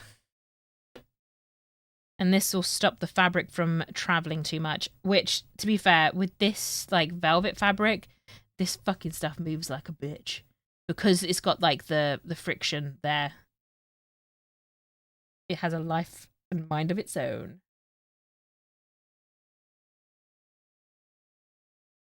I still can't believe that my sewing machine does loads of magical, wonderful things, and I have only just figured that out. I guess it's just referencing a generation of women that knitted, etc., and then they got old. Yeah, I think so as well. Like, knitting and stuff like that used to be, you know, it used to be cool. It used to be, I say it used to be cool. It used to be a thing that women would do. It was a very female-dominated thing. Except for men's tailoring. That was always men. Like, you know, you wouldn't let a woman measure a man's inner leg once upon a time. I don't know if they do now either. But like, it was a very gender biased hobby, so I guess that's why. Like, the little old grannies that you're like, oh, they knit and they're so good. It's because that was all they were allowed to do. Like, very rarely do you go, oh yeah, a little woodworking granny, a little glass blowing, metal working, wood carving granny. It's always like little knitting granny. Yeah, for hundreds of years, yeah.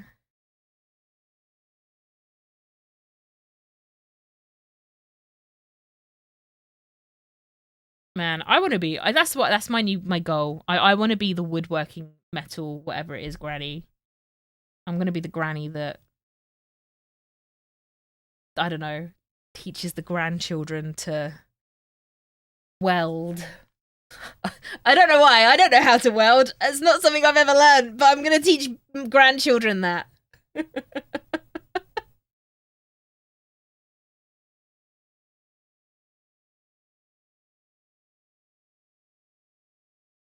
But yeah. Yeah, okay, sure. Yeah.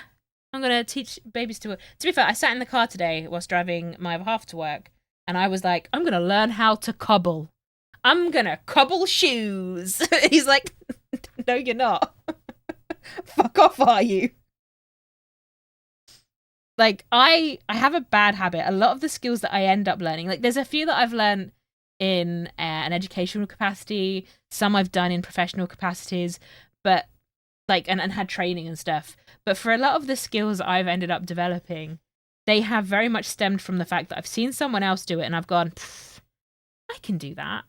Like there was a Catherine Tate skit where she has a character that does that. She turns up in the workplace and she's like, I can do that. Like she pretends she can be a translator, but she doesn't speak any languages. But she's like, yeah, I can do that. That's me. But then I go, I can do that, and then I will learn the skill. It's like, I can do that. I asked that yesterday, but you didn't see it. Have you made shoe?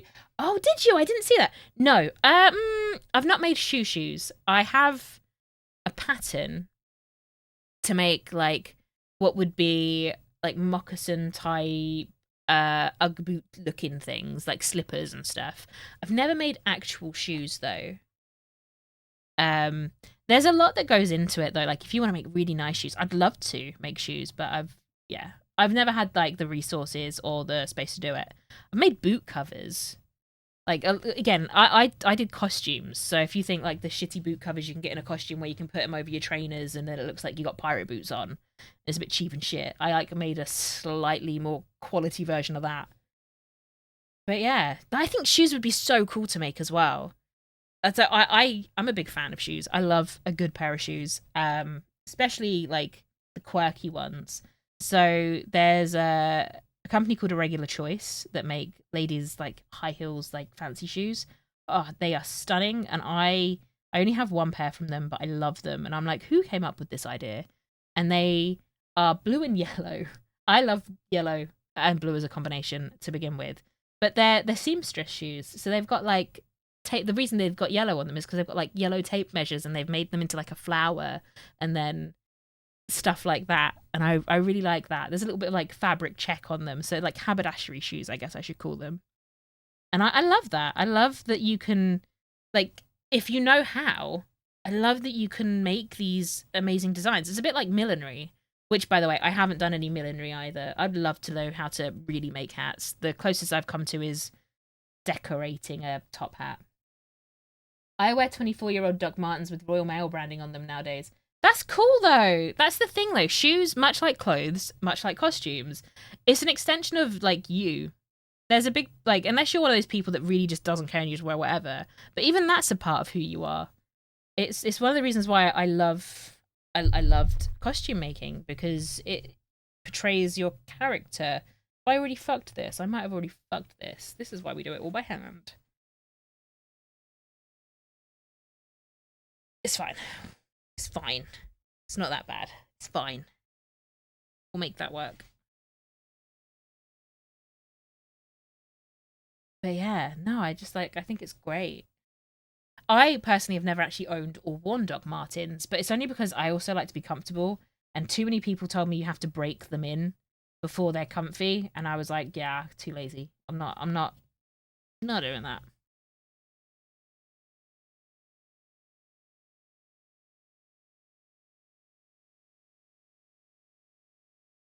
There we go.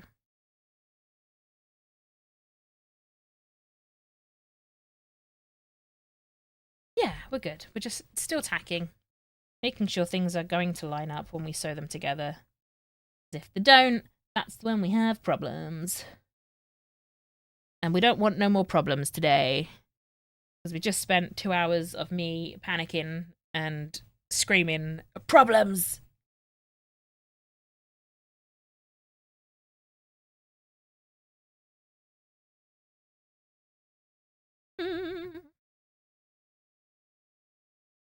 But yeah, so I said it yesterday and I'll say it again. Usually I'm a lazy bitch and I would just pin these things together. But With pins, there still allows room for like a lot more movement. When you thread it, like when you hand stitch it, even if it's just like a rough one, like what I'm doing, it just holds it in place a bit better. Not really nowadays, but the way they're made now means they start comfortable and gradually get increasingly less comfortable because the soles are just full of foam. That's why I look for dead stock old ones.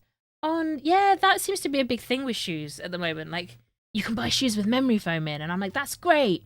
And they are great for the first maybe year. But if you live in them, which if you get a good pair of shoes, I mean, I live in them. Absolutely.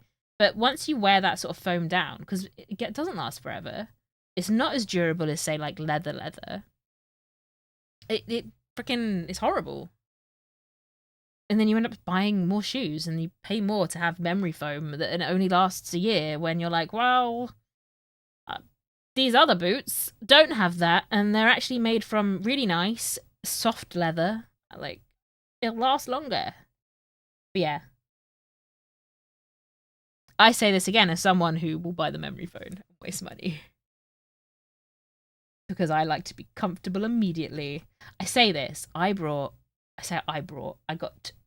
gifted or brought these really lovely like boots. They're walking boots. I think they're walking boots. They're really nice boots. And they're made of soft Italian leather and they've got like print on them and they've got like a map of the world and they're really quirky and I love them and they fit me. It's just because I've never worn them in because they are made to be, you have to wear them in to be comfortable. I haven't worn them yet properly. So I'm like, oh, I could wear these out to do this. And what I should really do is put them on and just walk around the house.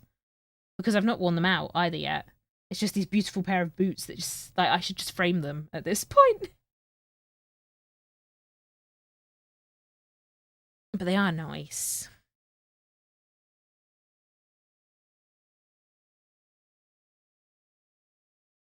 Ooh. I remember... So a big part of costuming and stuff is also shoes. Like, shoes become part of the costume. It's a big thing in live action role play, depending on the events that you go to. So a lot of people will say things like costume ends at your ankles or ends at the knees because you're usually in a field or something. But I had a friend and I remember her playing a character that had... It was more like a sort of a Turkish Ottoman style outfit. And she'd found these shoes in a charity shop that were her size, but they just weren't quite her size. And I remember her soaking her feet in hot water with the shoes on. And then, like, I walked into the room she was in. Like, I think I'd gone down to visit. And she's just there on the floor with her feet in the shoes, propped up against the radiator because she was trying to dry them off to shape to her foot. Which I find fascinating. I've never done that. Like, the most I've done to stretch out a shoe is put 5 pairs of big woolly socks on and then cram my feet into some new look high heels when I was 17. Yeah, I got a pair of boots that were meant to be really good quality, etc. But it almost like the level was too thick. So the last time I wore them, I got a toe injury. Oh no, toe injuries are horrible. Like, I don't even like stubbing my toe, and this comes from someone like I was a dancer, so I know how horrible and painful, like toe injuries are because we walk around, we use our feet, we dance. Oofed, infection. But it is, like, sometimes leather is too hard. And, like, it will last forever. I'm like, no, where's the middle ground? I say that. Like, I used to do figure skating. And during the time that I did that, now I want to just say right now, I haven't done any figure skating now in over 10 years. Like, over 10 years was the last time I put my ice skates on. I still have them. It's just, I don't have any ice rinks near me. But when I was really, really into it, I changed the shape of my feet because ice skating boots are all built a certain way. And, like, you'd lace them up, like, corset your feet into these things to make sure you had, like, the right support in the right places. And, like, my feet started growing narrower. Which again, is, like, weird. I don't think they would fit me now. Or they probably would, but they'd be really uncomfortable and I'd have to wear them really loose. I do remember, though, at that time it was really great because I felt like I had really lovely princess feet. Because they were, like, slender.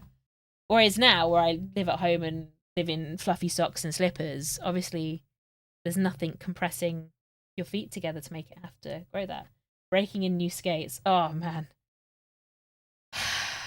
I remember those days. I also remember the cramp, like, so after a proper skating session or like a training session, when you'd take the skating boots off. So, and I'm assuming this is probably the same for like roller boots too, but you'd take these boots off that your feet have been crammed into, and like you'd get cramp in your foot. Now, I hate it.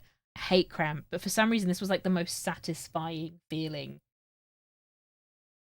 Like, as your feet curled over and it looked like something out of the Witches, like Ronald does the Witches.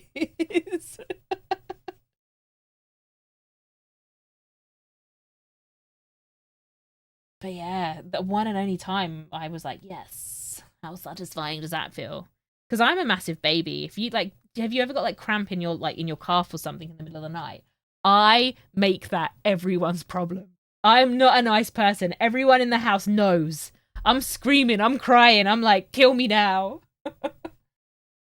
I've got the idea of having one style of boot that works and then making different versions for things like ice skating or snow or whatever, because sometimes you can't really find stylish versions of those. No, so ice skating, especially with figure skating and competition skating, traditionally men's ice skating boots, figure skating wise, are black, ladies are white, and then depending on your costume, you have boot covers. And this is like, again, something I've made is boot covers. So they will go just over it and they look like weird. They're like socks for your boots and it just changes the color. Maybe if you're doing, say you're doing a creative piece rather than a technical piece and you're dressing up like a superhero and the superhero has like, say you're like the Incredibles, you'd have these cover of the boot, which is the bottom half of it. And then like the rest of the thing would be like a long latex sock that goes up your leg.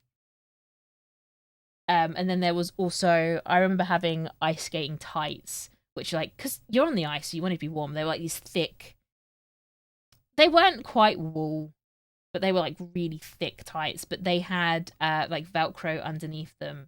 So you would put them on, but then they would go over your boots. So it looked like you, like, I guess like when ballet dancers have point shoes that are the same color of their skin, it just made it look like you were the same color as your feet. I don't know. I still don't understand the point of some of this. Like, it's meant to help. That's actually, it's a lie. It's meant to help elevate the shapes and like elongate your legs when you're got your legs stuck out behind you. But I think that'd be like having like that one style of things that works and then being able to make different versions is always amazing. But then again, it's human nature, isn't it? I know that when I find a jumper I really like or a shirt I really like, I will buy every version of it if I can. Just because I'm like, I don't need to be wearing the same one every day, but if it comes in blue, green, and aquamarine.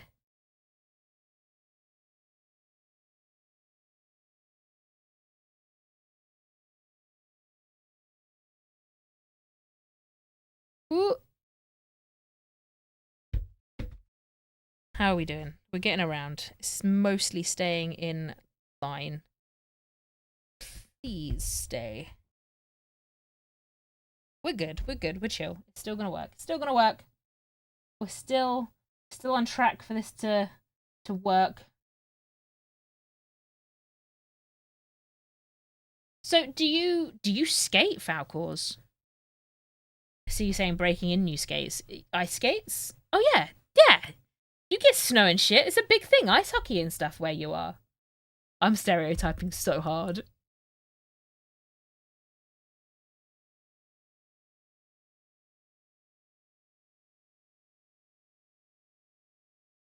I remember it's -30 at the moment and the lake out front just froze.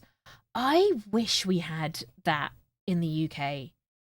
Like, I see all these videos at the moment on TikTok of people doing it's like wild skating, wild ice skating, natural ice skating, where the lake that's near them has frozen over, and it's like you have to have a certain thickness to make it safe to do. But like it freezes over enough, and they go and ice skate, and it looks stunning. And I'm like, I would be out there all the time. Like where I live, there's a little river. If that froze over so I could ice skate on it, I'd be out there all the. Well, that's a lie. I wouldn't be out there all the time. I don't like people anymore. But I like to think I'd be out there all the time. I do miss ice skating. That's something that's one of the sort of the hobbies of performance that I really miss. I couldn't fuck with frozen lakes, man. I mean, I wouldn't do it over like a really deep lake. I think I would have mild fear. But that's how we used to ice skate like that in the UK hundreds of years ago. Like, it used to be cold enough, and you'd have people going like, "Oh, ice boots!" Like back in the 1800s.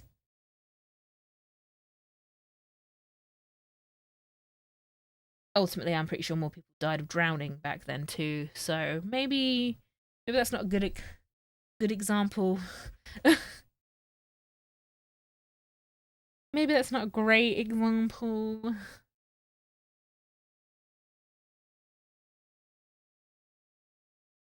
My lake is too big for that. It stacks up and isn't clear, but smaller ponds and stuff work better for it. Yeah. No, I was always an indoor skater. I wasn't very technical. I'll be honest. Like, the competitions that I did do, I wasn't like taking part in the technical routine. I was very much artistic, and I never ranked very high. Like, I will admit right now, I wasn't great, but I could do it, and I loved it. So I guess that's all that mattered. Sometimes there are reasons why certain things stopped happening. Yeah, we stopped ice skating on lakes in England because we were dying. We used to take kayaks out on ice and go between chunks during breakup. Wow. Different places in the world, different approaches.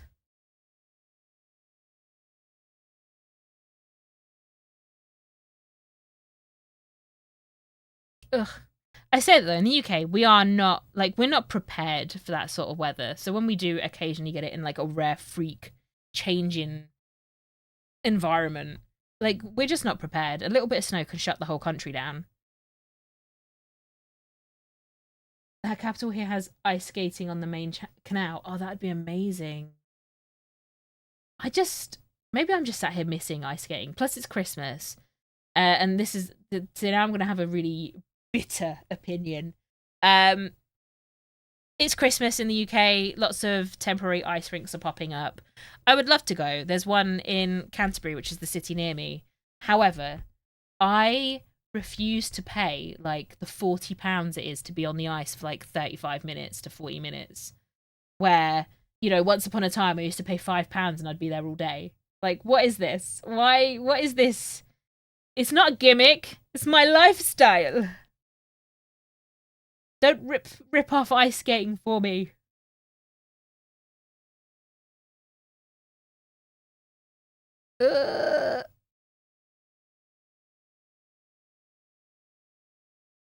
How are we going? We're good. Trust the process. Trust the process, guys. Trust the process.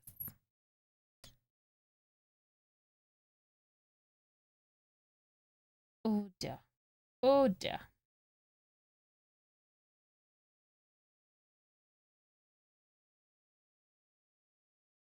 Yeah. That's rough. We have toonie days. $2 for all day or all day or outdoor rinks. You just need to shovel yourself. I shovel yourself. Imagine.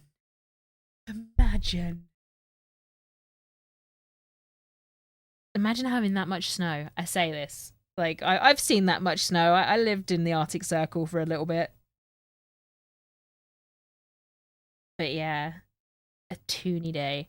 Yeah, no, £40 to just do like a Christmas. It's because it's Christmas gimmicked. It's like in London and they pop up and it costs money and they're like, how do we make a lot of money in a really short period of time?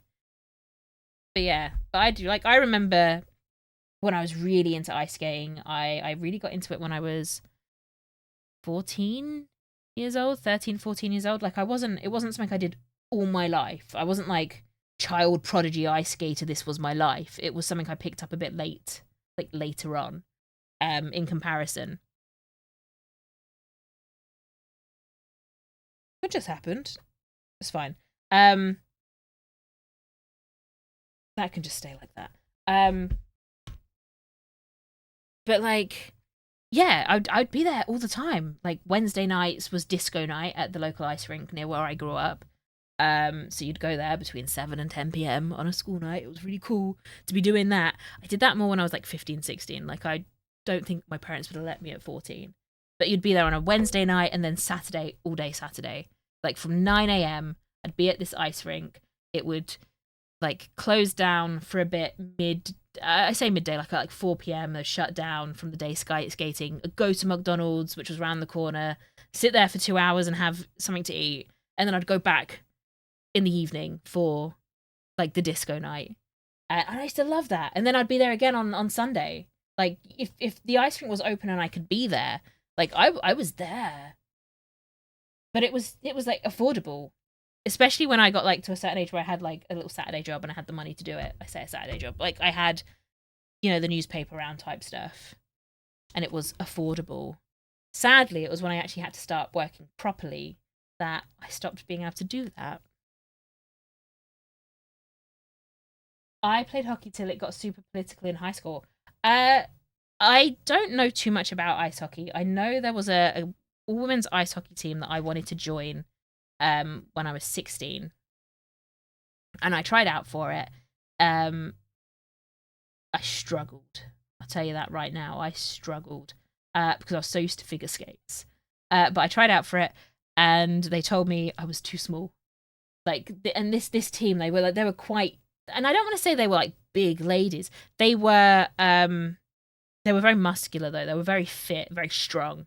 And I think at the time I wasn't waif-like. I was like, because I've been a chunky kid. Like, it's always just been a part of me. But I wasn't strong enough, big enough to do it. And they were like, it would be dangerous because it's like, it's not that it's like a dangerous sport or even an aggressive one, but there are moments where it's like you might get shoulder barged just by pure accident. So they wouldn't have me on the team. They were like, bulk up. And I decided I didn't want to. Like, what 16-year-old wants to be told to bulk up? I was like, I'm trying to be Kardashian skinny. I don't want to be bulking up. So yeah, but I will be honest. The first time I put ice hockey skates on, it was because my skates. Something was wrong with my ice skates. I think they were in for like I was getting the blades sharpened, and I still wanted to skate. So I borrowed. It might be my dad's ice hockey skates. Now my dad didn't do ice hockey, by the way. He didn't skate. It's just when me and my sister, because my sister also did ice skating, when we got our ice boots. My dad picked my mum some up, but like secondhand, and he picked up a secondhand pair of ice hockey boots whilst he was at it. So I borrowed those for the day, and I was like, this is fine. I'll be able to ice skate and still do everything I used to do. I got on that ice, and I went flat on my face. Like, absolute face plant. Because on a figure skating boot, you have a pick at the front of them, which is how you get, like, most of the leaps are happening. You use that as, like, a way to launch yourself into the air. And on the ice hockey boots, you don't have that pick. So I went to push off the way I would in figure skates, and my foot just went, and I embarrassed myself horrendously in front of all of the fit boys at the ice skating rink. Again, mortifying for a teenager. They are so different. Yeah, hockey skates are rounded, the figure skates are flat and pick on the front. Yeah. It did mean like, because there's loads of different kind of boots. You've got speed skating boots, which are also different blades. But like, I remember going to the ice rink, especially on the disco nights, all of the guys that were there all the time would have ice hockey boots on, and they would be whizzing around this rink. And it's like, it's not like I couldn't keep up, but ice hockey boots are designed to do certain moves that, while I think you probably could replicate them in figure skates, you'd have to be really prepared for like the things that would happen. So like, the things they were doing, I'd be like, oh, I can do that, and not thinking there's a different in blades, and I would get the pick caught. So again, I'd go flying, like I'd look like a fucking idiot, because I was like, I'm gonna do that in my one pair of boots. But yeah, like the difference is very different, and anyone that tells you otherwise is a liar. But yeah, it did mean that I was one of the only ones there with figure skates on, though. You can't do the crossovers or edge changes and turns in any of the same ways. No, exactly. Like, we still do figure skates, you'd still do crossovers and edge turns, but you'd have to do them with a different placement. And to be fair, if you were doing a crossover, it was because you were preparing for a leap. So you were already angling your foot to, like, push yourself, like, you know, hop, as it were. Whereas with ice hockey as well, I find the placement of the God, we're talking about ice hockey balls. Sorry. With ice hockey boots, the placement of the foot, using my hands as the foot now, it's like, even when because you can lift yourself up and still do the jumps, but you have to do it from a much more like grounded central space, like a more flat-footed approach, which, to be fair, it engages completely different muscles that I did not have. Because again, I was so used to elevating myself up and like almost like ballet rolling into it, like rolling through the foot, to like get myself up. Very different. Very different. God, you're making me really miss ice skating now. Really missing ice skating. Welcome to my TED Talk on ice skating, something I haven't done in 10 years and just really fucking miss.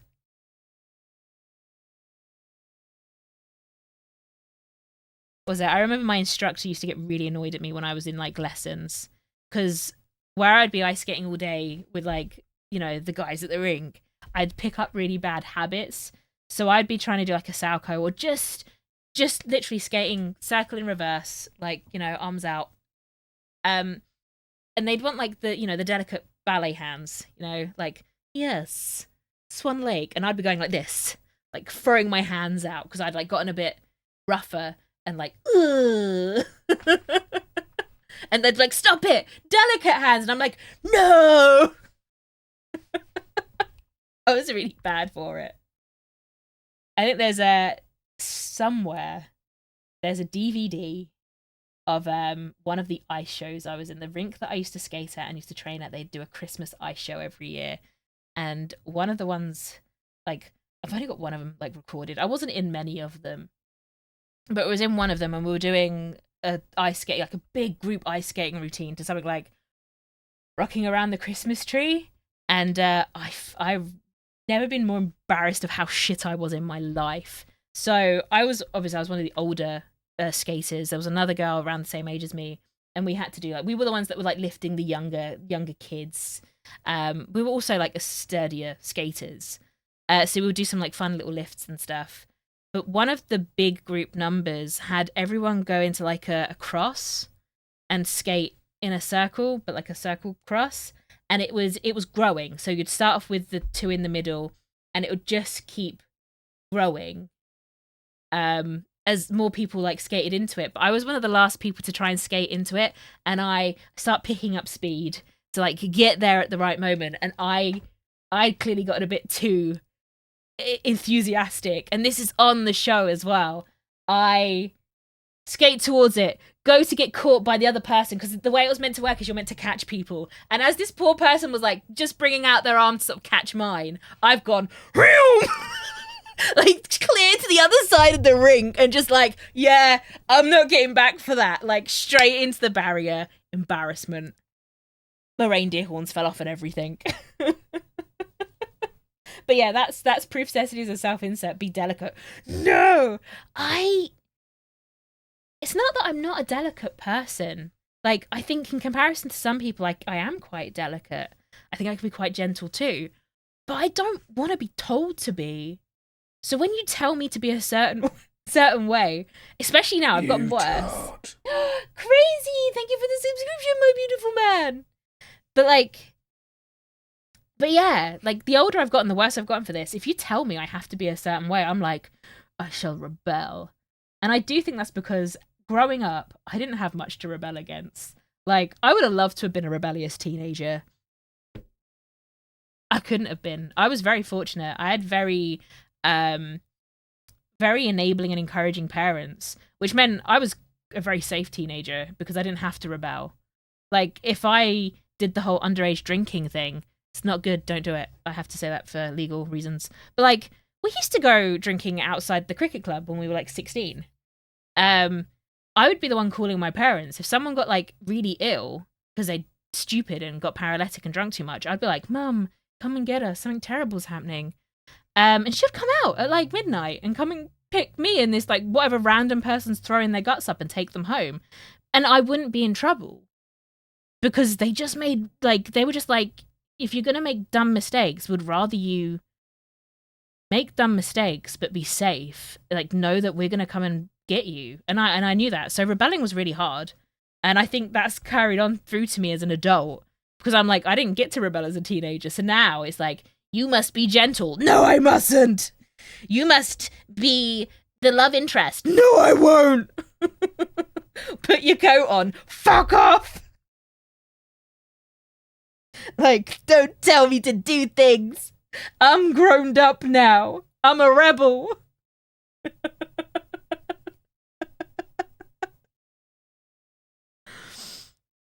I don't think that's a very good personality trait to have, by the way. A rebellious adult is terrifying. Because I have the means to do it now.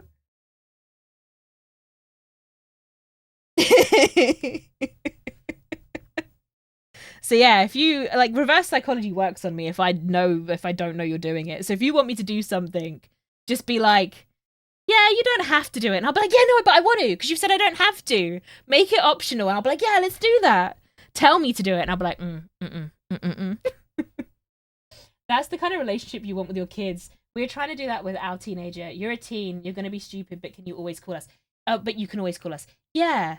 Yeah, you, like, I think it's a great relationship to have. I have a great relationship with my parents. I mean, don't get me wrong. There's flaws. I'll complain. I'll complain all day about the traumas my parents have given me. Because that's, you know, parents' job is to traumatize their children in some way. But, like, they kept me out of danger. They kept me out of danger. When other people didn't, they did. And they didn't make me feel bad for it. Don't get me wrong. There was one time I came home paralytic. And when I say come home, they had to come and get me from a house party. And that wasn't a very great, you know, that wasn't a good look for me. That wasn't a good part of my life. It's not a proud moment. I think I was like 17. And I'd gone to this house party and there were shots. I can't drink like JD to this day because of it. And I was a very competitive person. So when everyone's like, I can do this many shots, I was like, well, I can do even more. So I'm like necking shots of JD and probably whatever random whiskey had been taken from this, you know, the house, the person that owned the house's parents were away on holiday. So whatever old people drink was in their drinks cabinet. And I don't remember much of what happened after that. I think I even to this day, like, I remember walking into the back garden and going, oh, I need, and then apparently after that, I locked myself in the bathroom, fell forward, broke the sink by smashing my face on it. And then one of my friends called my mum and was like, she needs you to come and get her. She's not very well. I was throwing up everywhere. And that's probably the one time my parents were fucking livid with me. And I remember my mum literally hosing me off to get the sick off me, and then she just threw me. She shut me in my bedroom. She was like, I don't care. Don't die. Like, she probably came and checked in on me, but she just left me in it. And then the next day, with a cracking hangover, probably a mild concussion, and like half my face split open, she made me clean up my room, which I had exorcist level of over it. So yeah, fun. It's the one time I think they were like generally really disappointed in me. I never did it again though. And again, I wouldn't have hidden it from them. Like, there was no point hiding stuff from my parents. Like, you just generally, I couldn't rebel if I wanted to.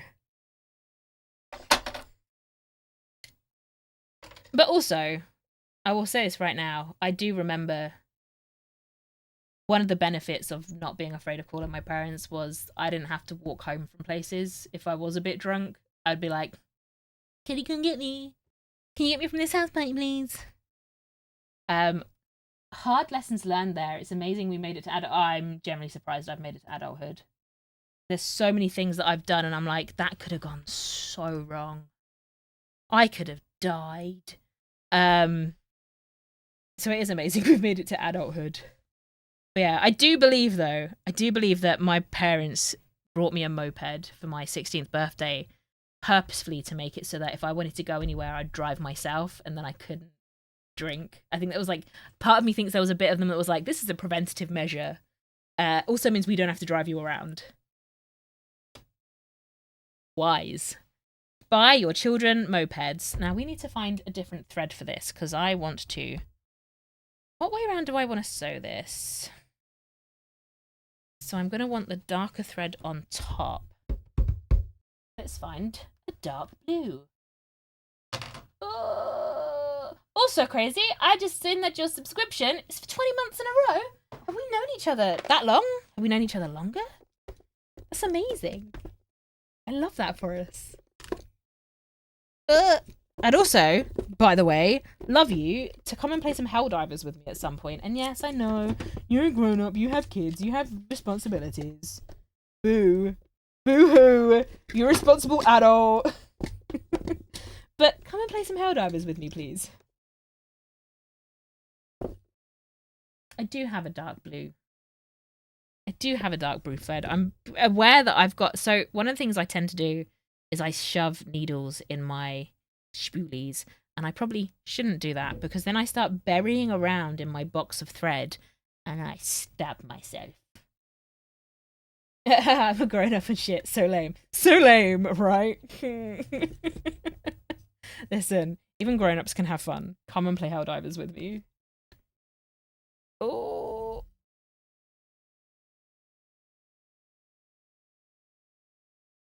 Oh, so I was talking about different kind of threads earlier. This is...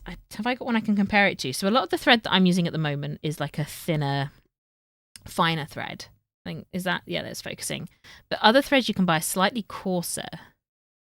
And you have to use a different needle. And it's literally for different fabrics and different things. So this would be slightly more, like... resilient. Is that the word I'm looking for? Maybe. But you'd also use this for things like jeans. And not leather. But other thick, coarser fabrics like wools. Because the finer stuff will actually shred through it.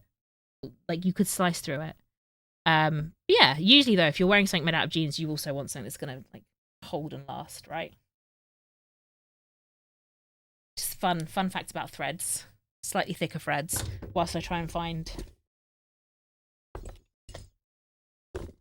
a dark blue. Dark blue! I mean, we could just do it all in light blue, I suppose.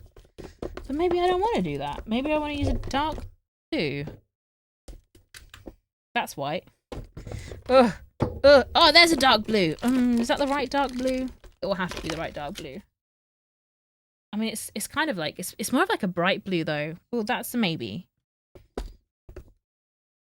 What I need to do is... I don't know, get one of those like wall mounts where you can just put all the threads. No, that's a terrible idea. That is a terrible idea. Do you know why it's a terrible idea? I'd still catch myself on the thread and then I'd end up unraveling it all. Take that back. I take that back.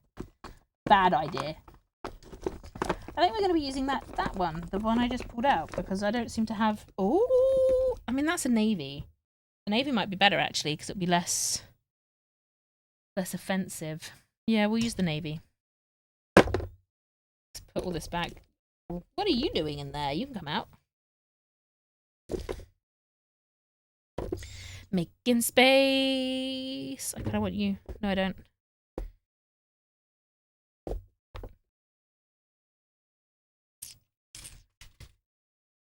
We're getting there, guys. We are getting there. Oh, what's just happened? What are you attached to? Why are we attached to? Oh, that's because that's that one. Okay. That's that one. Oh, green. Oh, no. Oh, no. No, we're all right. Oh, that had needles in.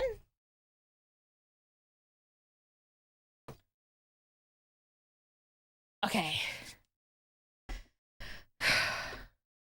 I'm here, but gonna be lurking. Gotta do some work stuff. Love you, my friend. Love you too, friend. Friend! Brother! I do miss you, though. Have fun doing your work stuff, but also play games with me. I'm gonna just peer pressure people. Peer pressure my friends.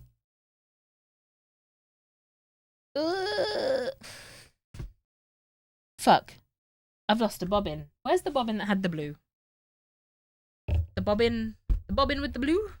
The blue bobbin? There's the blue bobbin. Blue bobbin. And that will go through there.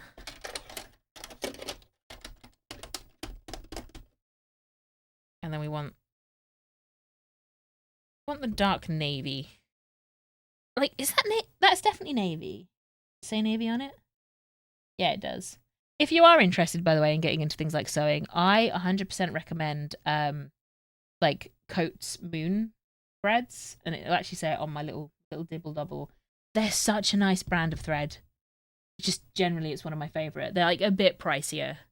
I've had these ones for years though. Like, I think they were a 24th birthday present, and someone brought me like a whole set of them. So like 10 years old, and they're still in really good condition. And being able to like color match when you need to. World of difference. World of difference. Something satisfying about hiding your thread in the fabric. Something very satisfying. Okay. Very quickly get that there. You threaded through there, and you through there, and you through there, and we'll go. Bop, bop.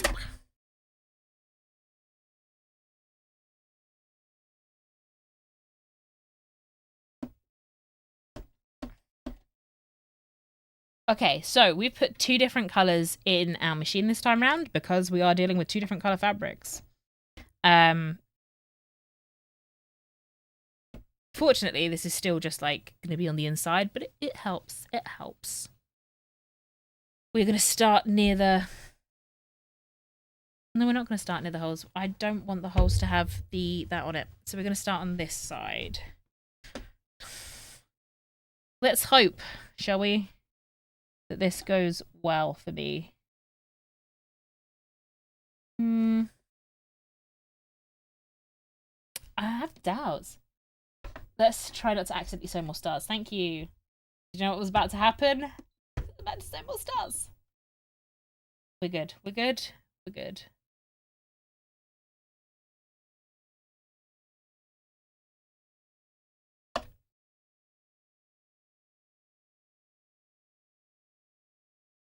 I pretty much got that on the... Just a little bit. No, it's fine. We're gonna do... We're risking it. We're risking it. We're risking it. Let's go. Let's go! No more fanning around. Mild fanning around. We're just gonna sew that around. And much like when we did the first set of circles, we're not gonna fully close it because we're gonna then pull everything through that hole. I'm not enjoying that. I'm not enjoying this right now. We're good, we're fine. I remember how much I hated working with this fabric right now.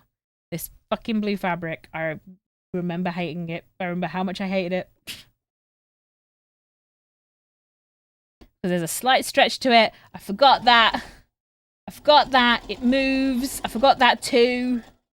It's fine. We'll make it work.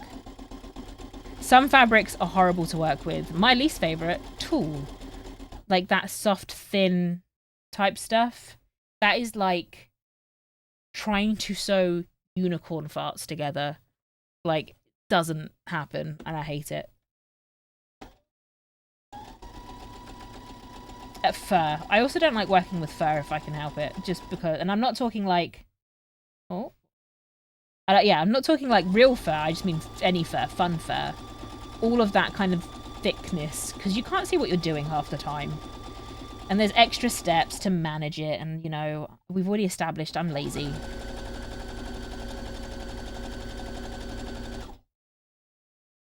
Like, best of luck. Thank you. Trust the process.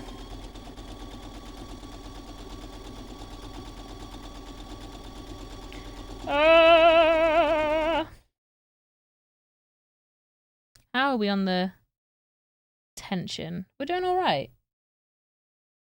I'm happy with that. It's working. It's working, guys. It's all we can ask for is for it to work.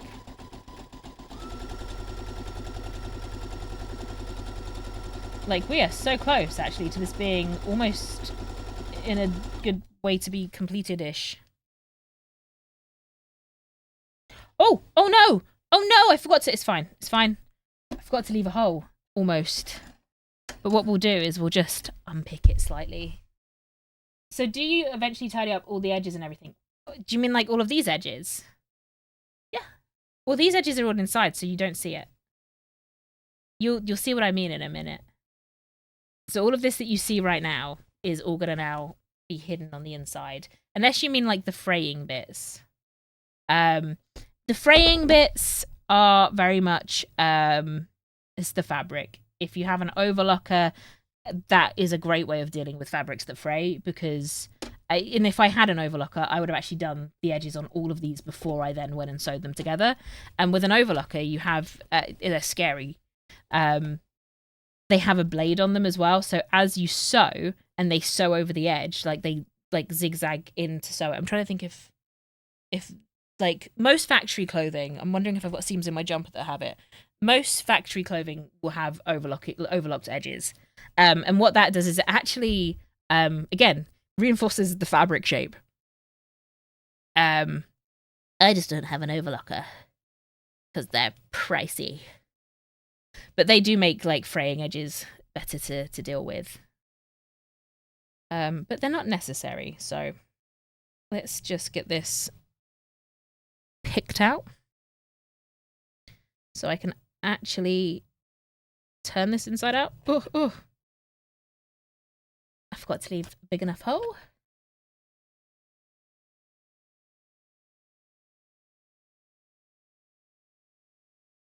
Oh god, please.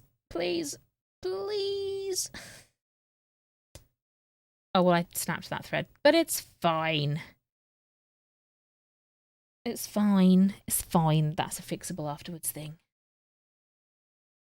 Can I get through this? No, that needs to be a much bigger hole. Seam rippers. I use seam rippers wrong, by the way. I'm almost certain I do. Like, I see people use them where they literally just run it along the seam. The last time I did that, I split the fabric. So I used them backwards, I think. I'm almost certain I used them backwards. Or maybe they doing it the right way and I was just so impatient I didn't take my time with it. Who knows? Who even knows? Anything is possible when it comes to me. Anything is possible when it comes to my user issues. Oh. Of course that's not going to work. What a fanny. Okay. I can pull out the tacking now because I've sewn it together. So we're just going to...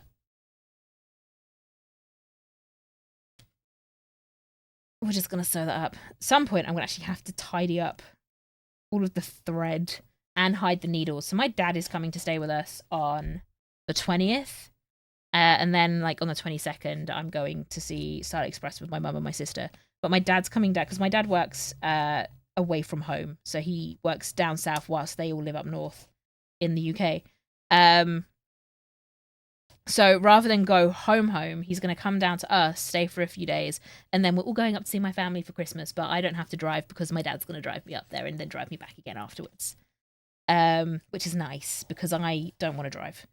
But he has, so I swear to God, he has pins and needles PTSD. So growing up, I was a kid that was in dance classes and theatre groups and all sorts of shows and needing all sorts of costumes. My mum used to make a lot of them. I was a majorette from the age of 3 years old through to, I think I stopped doing that when I started ice skating, so about 14. But those were like, again, costumes. And my mum used to do everyone's costumes. Like every year, all of the blue leotards that the company that I was with had, she would unpick all of the sequins, like the sequin strips, and then they'd change it. So the design on them would just change slightly every year. Which meant a lot of pinning was happening because she didn't sit there and like hand sew it all. It was pinned into place and then run up the sewing machine. My poor dad has spent years finding pins with his feet because like they just go missing. And then it got even worse when I started making costumes and sewing and stuff myself because I was still living at home when that happened. And like my mum had finally got to stop doing it all because, you know, her girls had grown up. And I'm like, nope. I'm gonna just pick this up anyway. That poor guy. And then I finally moved out. Like, it wasn't when I was working abroad, obviously I wasn't at home, but then I stopped working abroad and I finally moved out. And then again, my parents would come and visit, and every time my poor dad would find pins with his feet. Like, the PTSD. So I'm gonna have to like try and hide all the threads that I've been sewing and just like hoover up, because I'm gonna tell you right now, I guarantee I don't know if there's any pins on the floor, and if there is, he'll find it with his feet, and I want to be able to feign ignorance and go, I don't know what you mean, I haven't done any sewing, Dad. You must have brought that with you from somewhere. And yes, I just realised I've admitted to gaslighting my father. He's a poor guy. The poor guy. He's a good man. I don't know how he's put up with my shit, let alone anyone like the rest of the family. Okay, so hang on. Here we are. This is the inside. It's all inside outy. And what we're gonna do is we're going to use this little hole down here, and we're going to start pulling it through. No, we're not. No, we're not. There's another step. I nearly forgot. We're gonna notch it. I forgot to notch it because we want it to lie flat. Never forget to notch. We're not using those scissors. They're shit scissors. We are gonna use these scissors with the magnets on. We're getting there, though. We are getting there. So this is the point where I'm going to have the fear. Do you know what? We're going to do not the triangle notches. We're actually just going to do the little slit notches. Because I have the fear that if I do the triangles, I'm going to end up putting a hole in it where there shouldn't be a hole. And at this stage, this is where you don't want that kind of mistake. So the reason we do notches or slits is to help it lie better once you turn it inside out. It like allows it to curve, because we're on a curve. You don't have to do this on straight lines. It's literally just on anything that's curved. And it's so that it lies flat and it gives it space to like overlap on itself.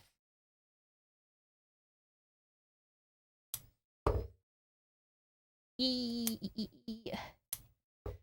getting there, guys. That's gonna upset me. So we're just gonna whoop, whoop. There you go, cleaned up that bit.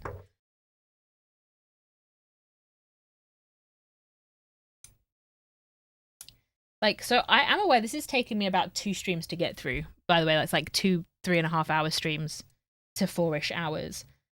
I realized earlier on when I was just finishing something off from yesterday that it would be so much quicker if I wasn't streaming. So there we go. If this is a thing of you going, it looks like it's going to take too long, you could easily make one of these bags in a couple of hours in the comfort of your own home. Although I'm quite excited for the next one that I get to make. So Minnie asked if I'd make her one, and I'm more than happy to. And she's been sending me like the fabrics she wants and that she think would be nice. So I'm quite looking forward to doing that on a stream. It'll be very similar to this sort of bag making process. You did spend at least an hour of that fanning about with the sewing machine, to be fair. Yeah, I did. Fucking sewing machine. Fucking machine.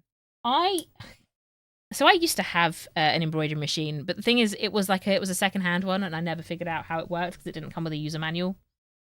And I think it was probably old enough, or maybe I was just lazy enough. It always comes down to laziness. I just didn't find the PDF online.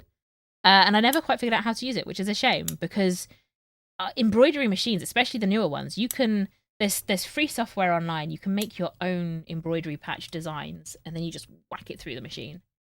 Change some thread out every so often, and I think I'd love to get back into some of that stuff.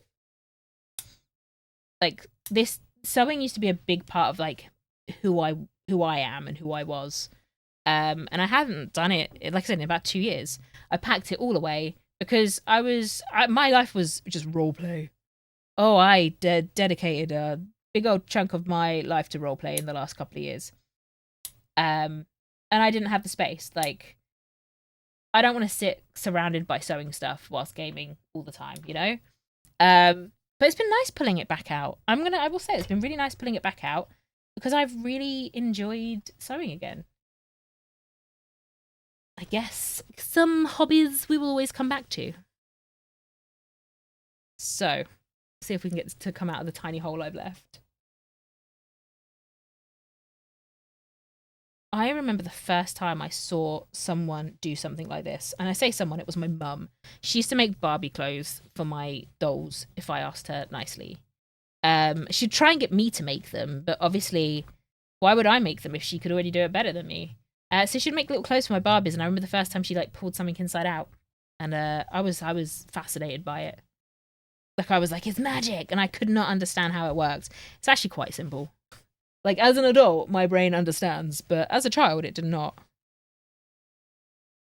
That and teddy bears. I remember making a lot of like rag dolls as a kid. Maybe I should make a rag doll. Maybe we should, I don't know, choose one of our favorite roleplay characters that we've come across, and we'll make a rag doll of them, and then like, I don't know, send it to them. Be like, by the way, we think you're great. Here, have a rag doll of your character. Enjoy. That'd be a bit weird and creepy and stalkerish. Maybe not. Be like, here, have a rag doll. It's actually a voodoo doll. No, no! I made it weird! It was a sweet notion, and then I made it weird. Okay, come on. Keep pulling through, please. I think we're going to struggle once we get to the, pleather. Nah, let's go with weird. Just start making a collection. Should I just make a Kettleman ragdoll collection? No! We'll do the quills as well, like Kettleman's quills. Just all of the famous roleplay outlaw gangs that we know and love. The Firm.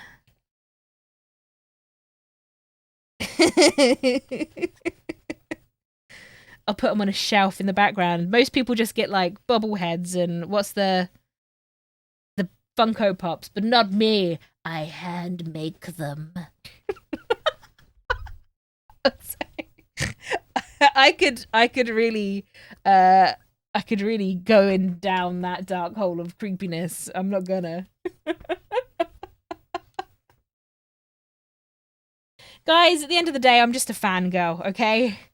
Much like fangirls will do it at BTS and stuff like that and One Direction, I'm just a fangirl. I met all these amazing, wonderful role players and then became a fan.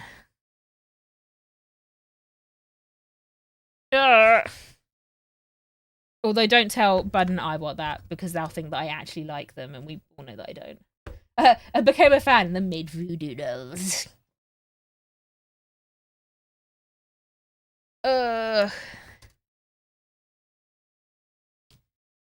Okay, so we'll ignore the top bit because I'm going to tuck that in and sew it in a minute.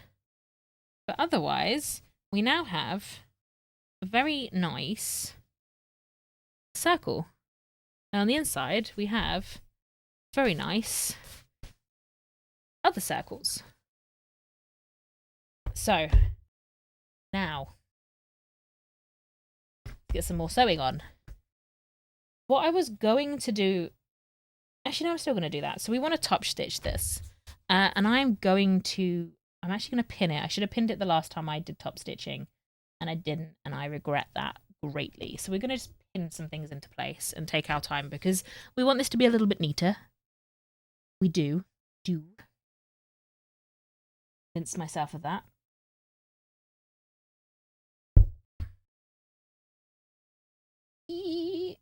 But we're getting there. We're getting to the point where this is going to start really taking shape, and it's going to make me very happy when it does. Hey! God, worried now. Worried that I might actually end up making ragdolls. No, I wouldn't make ragdolls. Although I do in the loft somewhere have. That's gonna. What a lead in! I do in the loft. I have in the loft somewhere. I've got a bunch of supplies and equipment for doing dolls.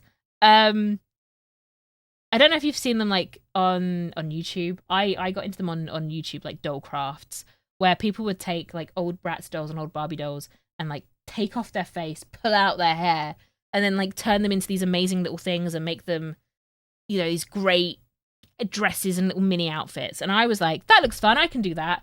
And as with a lot of my that looks fun, I can do that, I invested more money than I should have done into it for what I then spent like 3 weeks on. And then I didn't want to get rid of it. So I've got like a bunch of faceless dolls.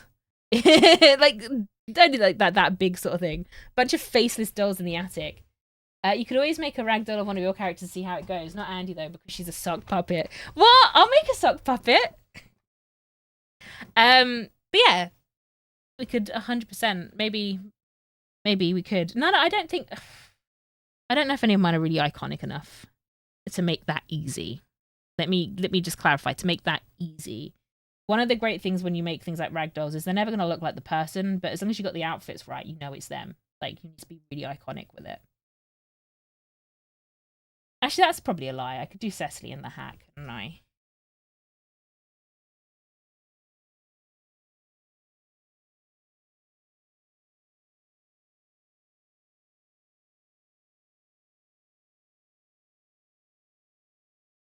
Okay.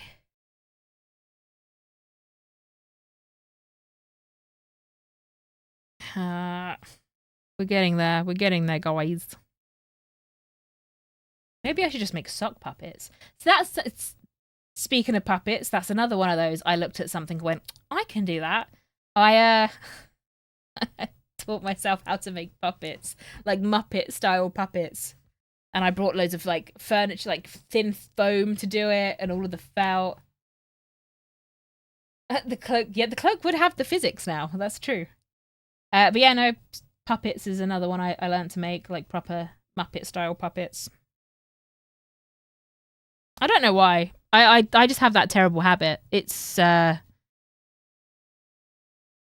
just a part of who I am, I guess. Maybe I'll pull out all of these picked up hobbies and projects that I used to pick up for 5 minutes before putting down, and I've now kept all in storage. Maybe I should bring them all out, and that's what we'll do. Moogie Makes will just become Moogie finally makes. The thing she started 10 years ago and has held on to ever since.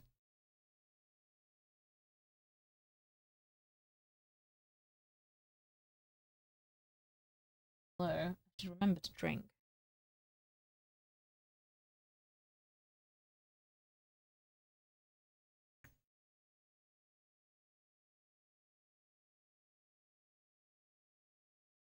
I feel like this is just going to turn into sweatshop. Moogie sweatshop streams! Let's go!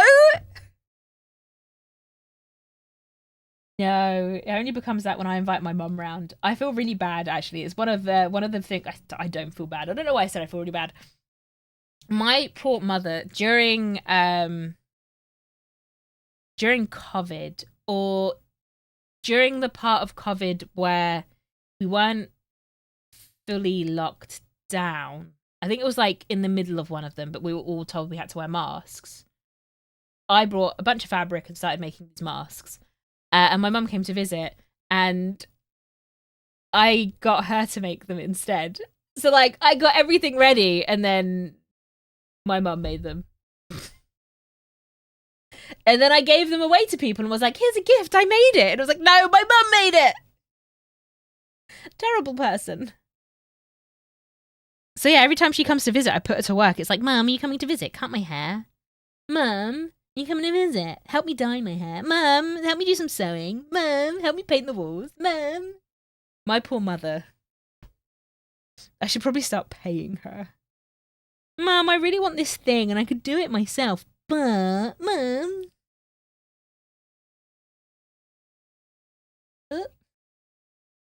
So just trying to get my glasses up, and I realise I'm doing it with my middle finger today because my pins are in the rest of them.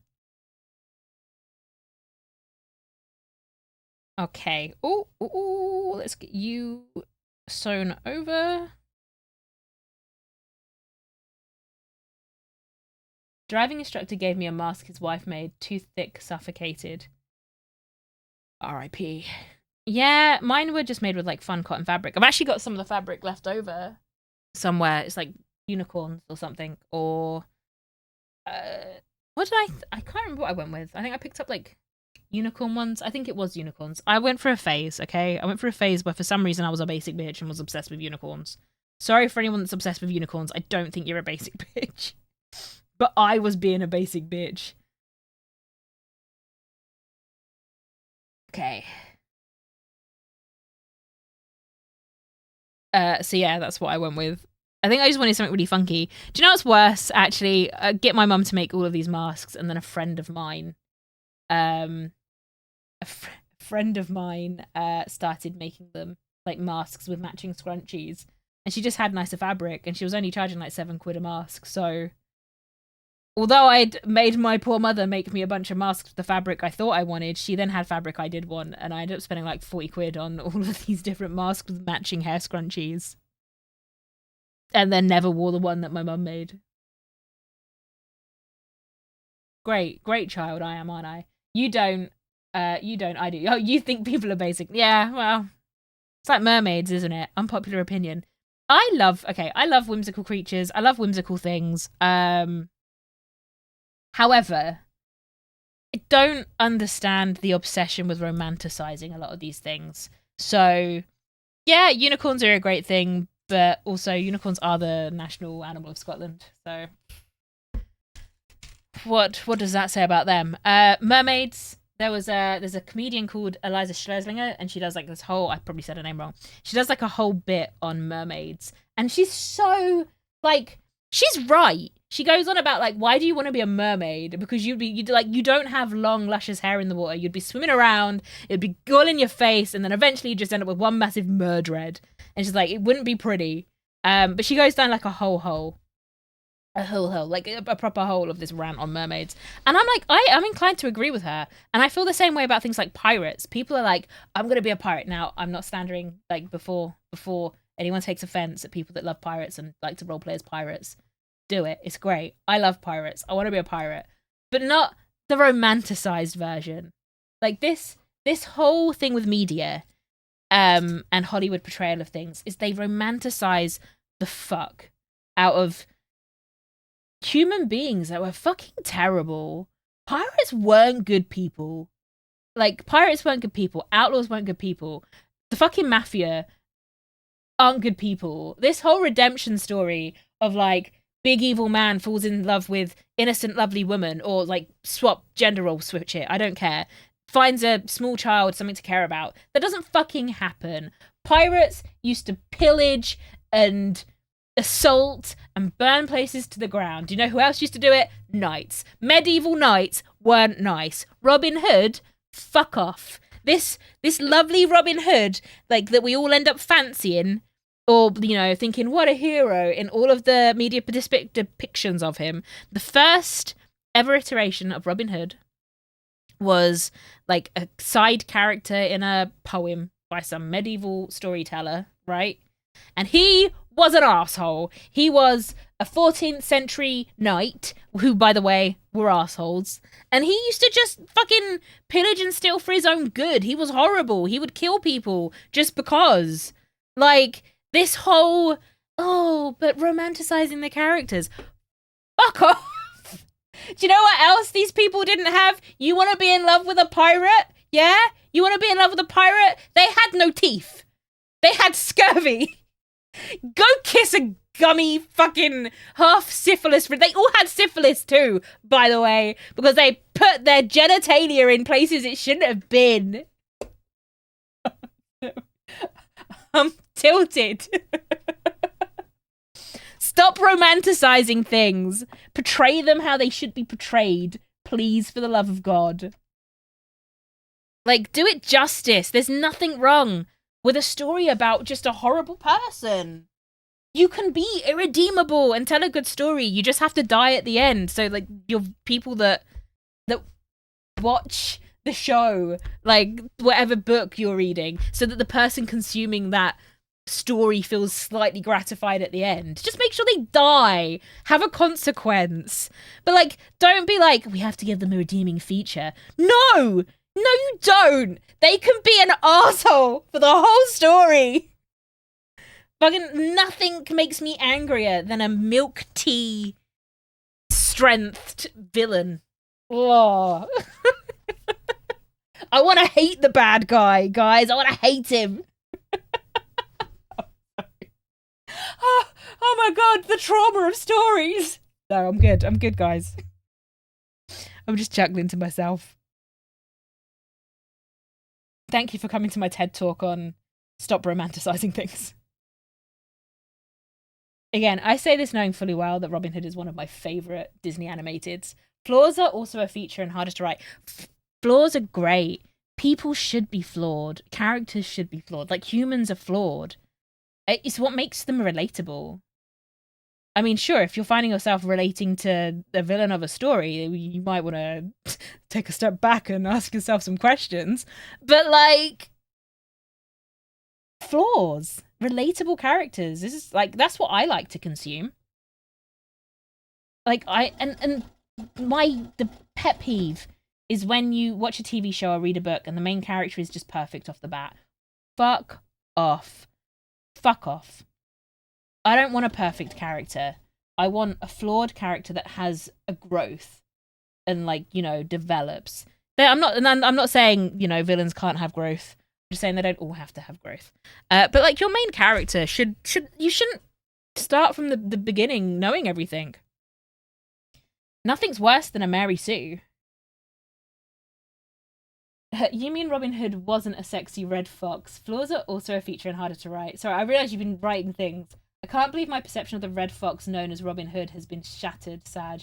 Flaws mean they are real. Yeah, have I shattered your perception of Robin Hood? Yeah, go find, like, the first mention of him. He was a C unit. An absolute C unit. Please don't do this to me. Please work. Please don't be a jerk. It's because I pulled the pin out, isn't it? Oh. Oh. I need you to work. I need to move my foot away from the pedal because this is where I should have probably ironed it, but it is what it is. Here we go. There we go. We went past the hard bit now. Past the danger zone. So, something you should not do, and I realise I have done. I put the pins in a way where it's just dangerous to my fingers. You haven't shattered it, but I did love that movie as a child as well. Robin Hood! Yeah, I know! Disney's Robin Hood is such a feel-good, amazing movie. Okay, I know I just went on a rant of how I'm like, I want a villain I hate and stuff like that, but also sometimes we do just want to feel good. Doesn't mean we have to always feel good, but sometimes we just want to feel good. And Robin Hood, all of its fun little songs, is a great movie. It's a great Disney animated. I say that and the one with Mel Gibson in it was my mum's, like, one of my mum's favorite films. Or at least I think she just loved the song at the end or something. So we watched that a lot. Like, I watched that a lot as a kid growing up.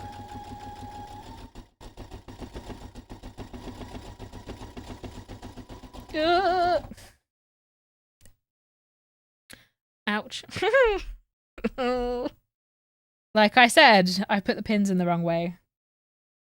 Dangerous. Oh.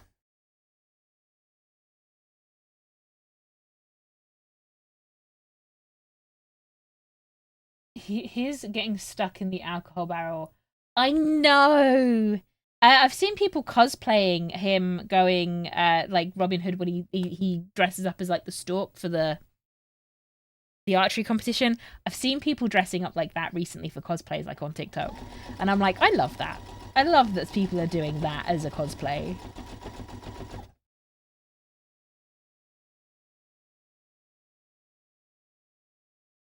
I just love the creativity of Disney going ahead and folding his snake body up like folded arms as he sat on his chin.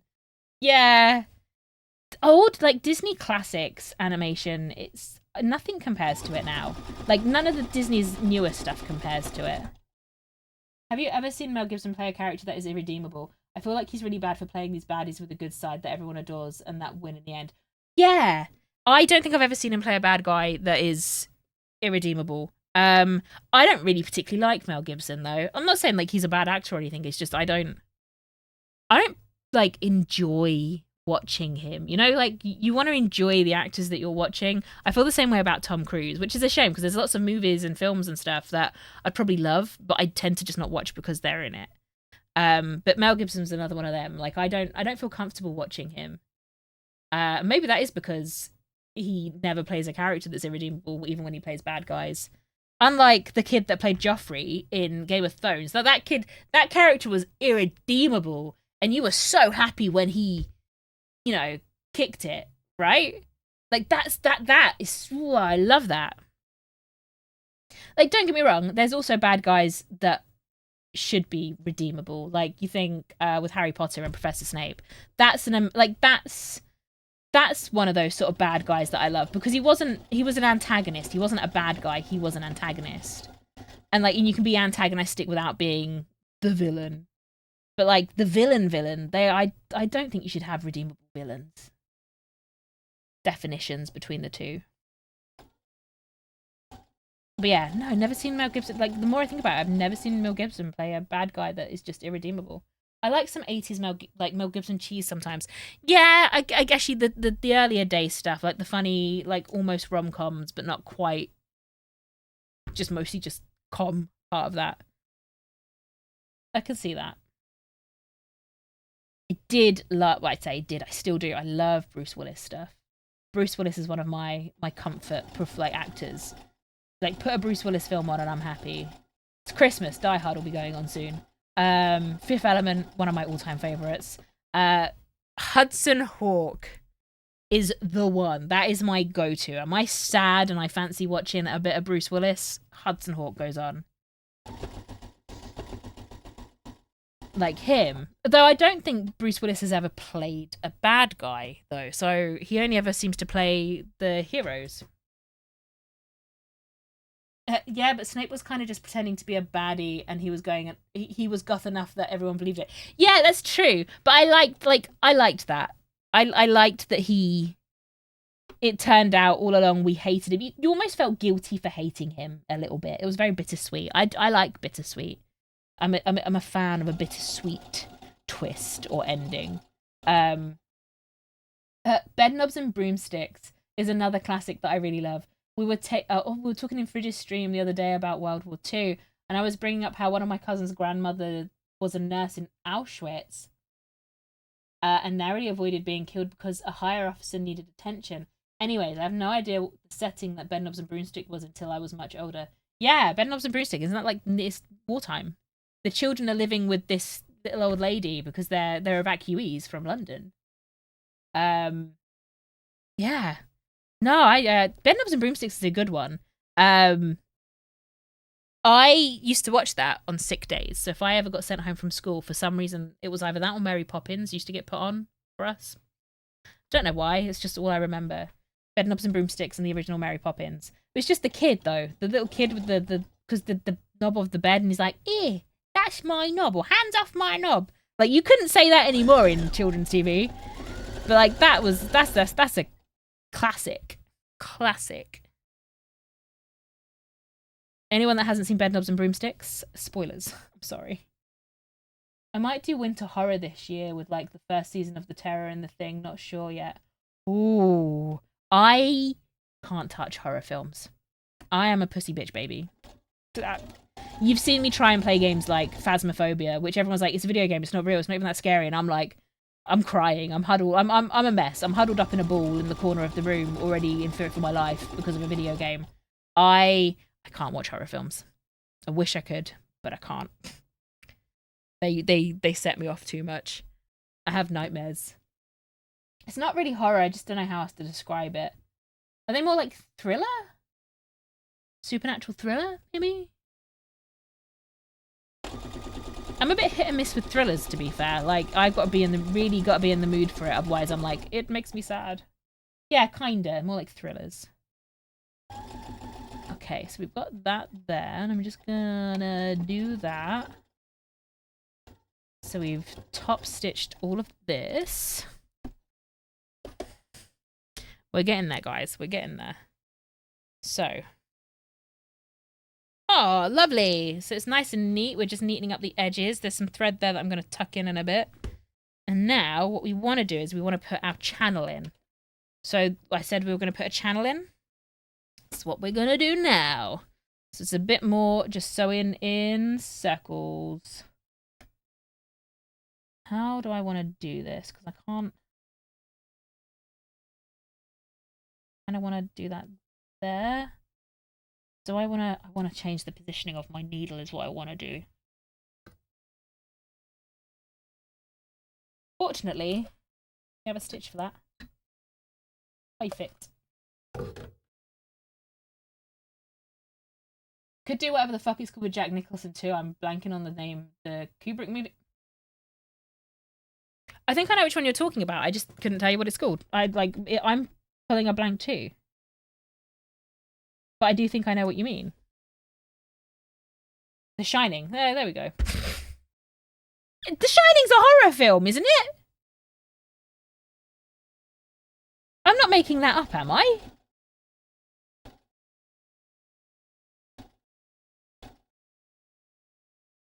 Meh. I think your definition of horror and my definition of horror are going to be very different. I was about to say The Shining. I actually started watching it for the first time in 2020, but then I didn't finish it. So in the last couple of months, actually, maybe the last month, I finally watched the whole thing. Yeah, I tend to, like, the minute it looks like it might be horror, I really do avoid it like the plague. I am really just that much of a wimp. And it's because I didn't watch much horror growing up. Like, my mum did a really good job of keeping, like, not keeping me away from horror, but, like, sheltering me from it. So I first started watching horror films when I was, like, 16, like, in my late teens. Which meant I was the absolute bitch baby crying when everyone else is laughing. It's terrible. Like, I remember the first time I watched The Exorcist. Oh, I was on holiday. Actually, that I was a bit younger than 16, but I was on holiday in Spain with a bunch of English kids. We were on a campsite because we used to go camping in Spain. It was really fun. And someone had brought like a DVD player with The Exorcist and they put it on and we watched it outside their caravan, middle of the night. And then I had to go and walk back to where I was staying across the campsite at nighttime. And I don't actually remember if I made it back without just sitting down and crying at this point. But that disturbed me. And because I wasn't desensitized to horror things by that point, I think it just put me off of films that were horror for life. Like, I was hellbent convinced that Aliens was a horror franchise. Like, as in... like, what's you know what I mean? The Aliens franchise. Aliens vs. Predator and all of that. So I never watched Aliens. It isn't. I don't think Aliens is a horror movie. It's sci-fi. Maybe it's sci-fi. Or maybe I've desensitized to it now because I've watched it since and I love it. But I think a lot of people associate horror and slasher films with like Friday the 13th. Yeah, kind of, and gory stuff. Oh, you thought? I think Aliens is classed as horror, but it's like mild. It's more sci-fi. I love sci-fi, so I can get over some of the grimness of that. To be fair, you were scared of a cactus in RP once, so I don't trust your definition of these things. Yeah, okay. If I tell you it's not scary, it's probably not scary because I was scared of a cactus in roleplay once, so... But yeah. But I do think it's like different preferences and stuff. So I was 30 years old when I first watched Aliens. I love it now, but I was 30 years old when I first watched any of the movies. What else is there? Same goes for Jurassic Park. I clearly got myself convinced as a child that Jurassic Park was a horror film. So I didn't watch that for years, and it wasn't until like my late 20s that I sat down and went, oh my god, this is a banger. Why am I not watching Jurassic Park movies?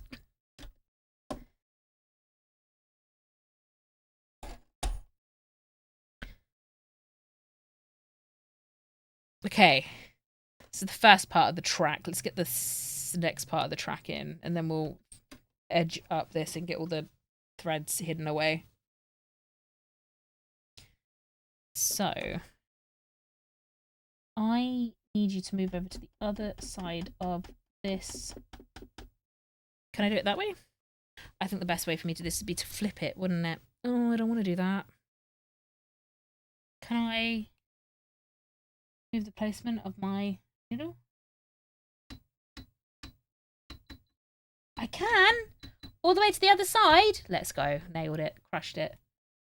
Many would argue Jaws is horror too. I've never watched Jaws.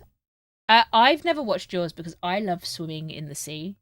Like, I love swimming, and I love the beach, and I love the ocean, and I just do not want to put that in my mind. Like, I just don't. I don't want to do it. I'm so easily impressionable. I have an overactive imagination. Even as an adult, I will tell you right now, I have the imagination of a petrified 3-year-old. So like I just wouldn't want to put that in my brain. So yeah, I've never watched Jaws, and I won't watch anything that looks like it might even be mildly like a horrible ocean scary thing. I still believe sharks swimming in in-ground pools. Jesus. I know that we have Secret Cinema in the UK, and one of them they did is they did a showing of Jaws in a swimming pool. So everyone that went to watch it would sit in like rubber dinghies and like floaties in the swimming pool and watch the Jaws film. I obviously did not go to that, and I never would. You couldn't pay me enough to do that.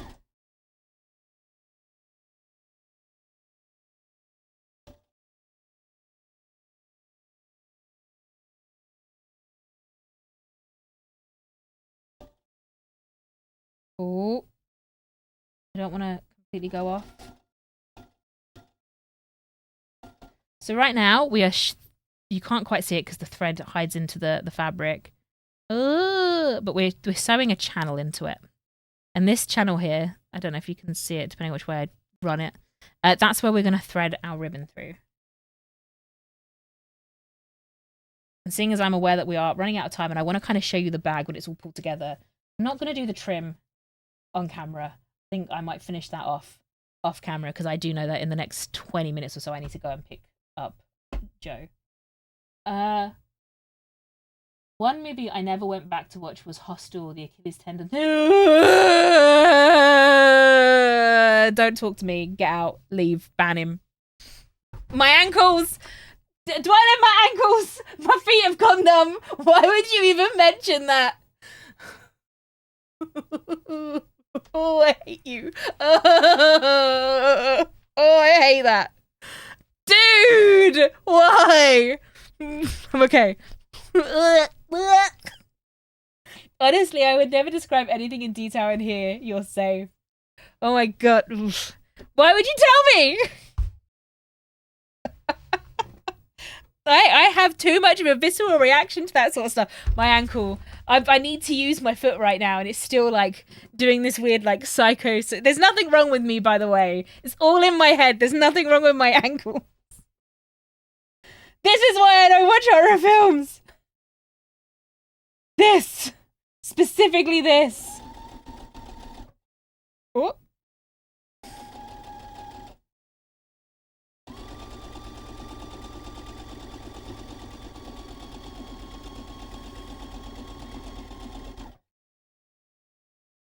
I mean, I just mentioned I watched all of the Saw movies in the last year. Yes, true. Fucking Saw.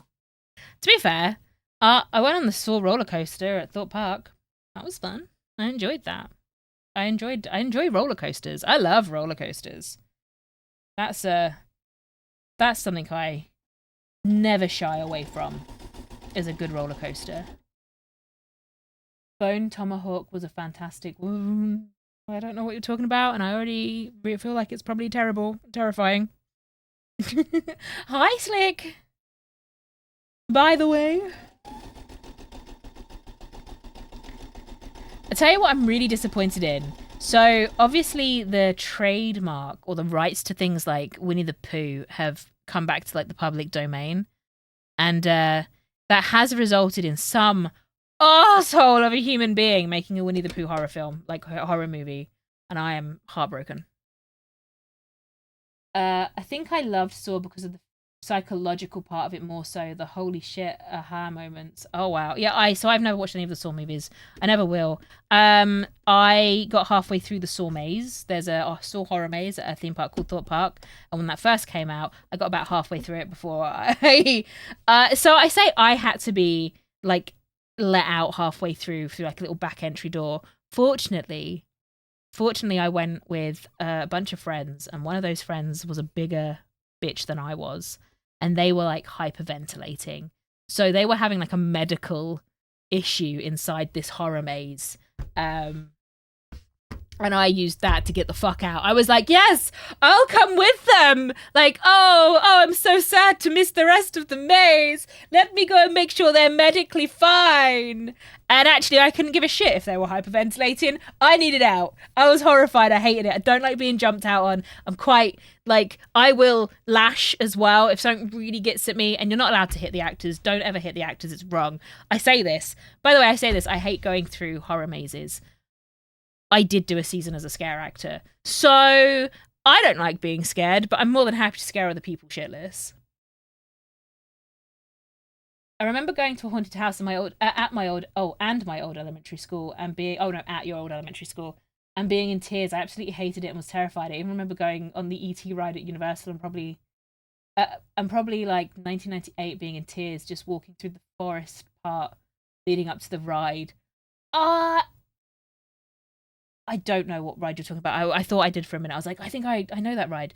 But not in 1998, I don't. Yeah, there was a ride at Disneyland Paris.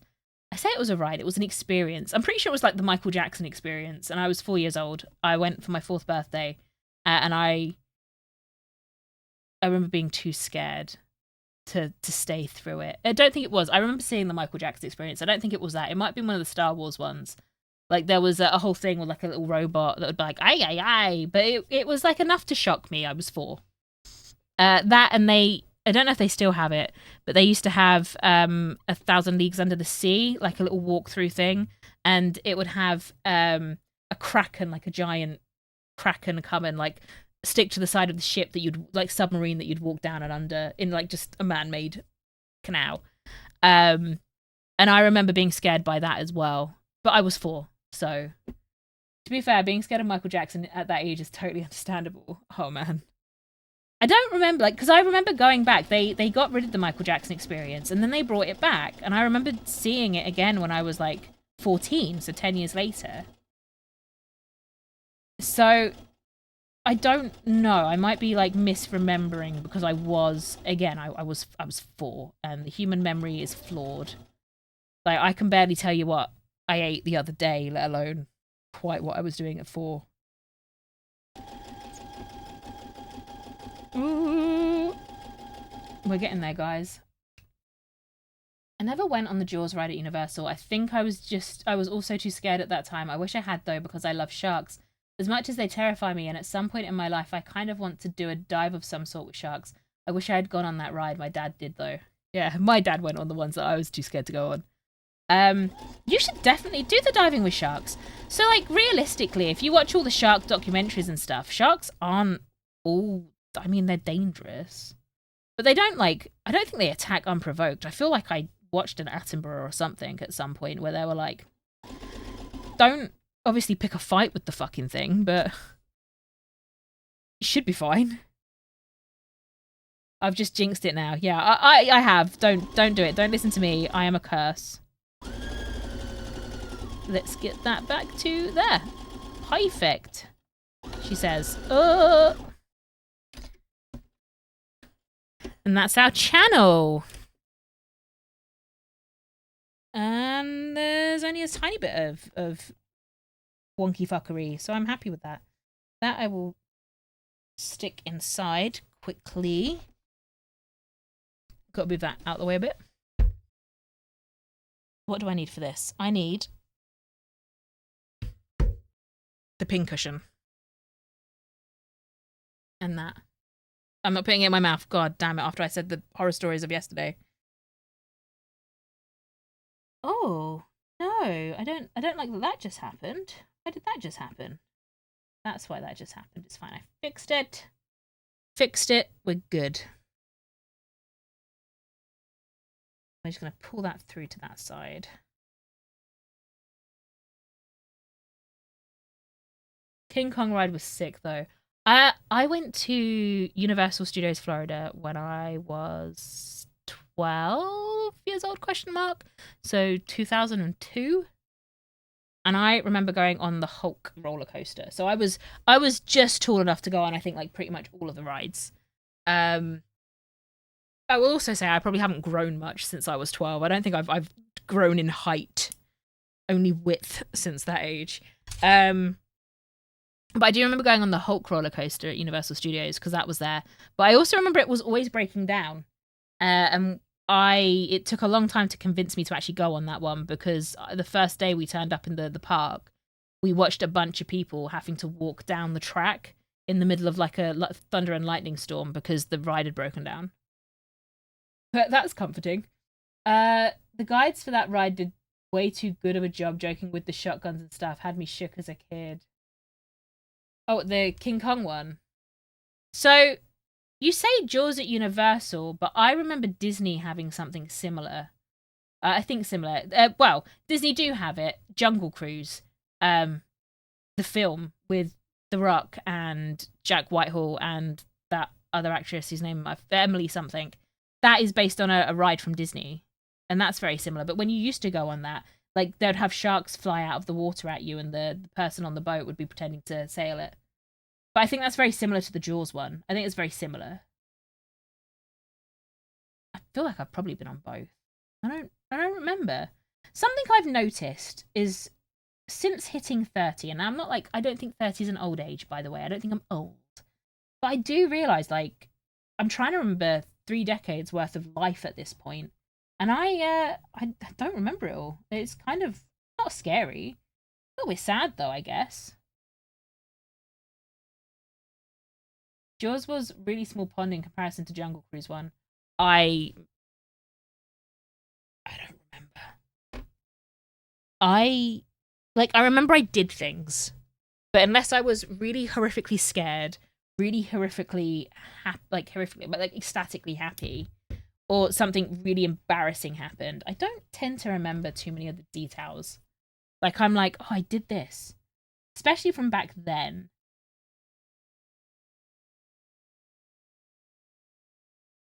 Like, I was talking to someone the other day about when I went to New York. I went to New York for the first time in 2019. And I did loads of things, and I completely forgot one of the biggest important things, despite it being like the best day of my life, which was I went to go see Beetlejuice the musical on Broadway as part of this holiday to New York. And I completely forgot that. That was only like 3 years ago. So 5 years ago? 5 years ago. Like, I think maybe I just have a shit memory. Maybe I'm going senile.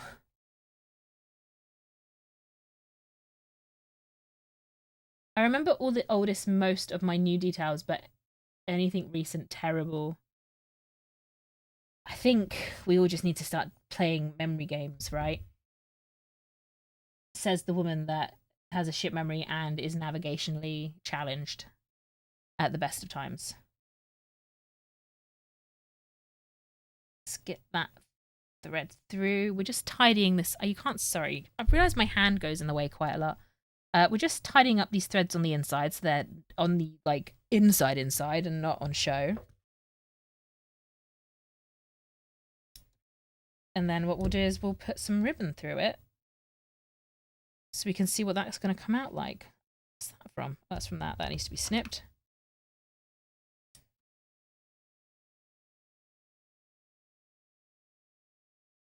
If you ask me something from 20 plus years ago, I'll probably remember it more than likely. I to remember all the things people didn't remember. Fair. It's okay, I didn't need a toe. It's good, it's fine, I got my foot out of the way. You know, considering you're paying $1,000 for an iPhone, you think the voice to text would be a bit more accurate. I don't like Apple. I don't like Apple. I worked in phone sales for a little bit, and honestly, I hate Apple. I think it's a waste of money. I think it's cold. Like, it's a good phone, it does stuff, but also I don't like Apple. Why did you waste £1,000 on an Apple phone? You could have got a phone for £500 that does better. But do you love Lamp? I don't love Lamp. I know that's a reference, right? I don't know that reference. I don't know that reference. I should do, but I don't. Ooh.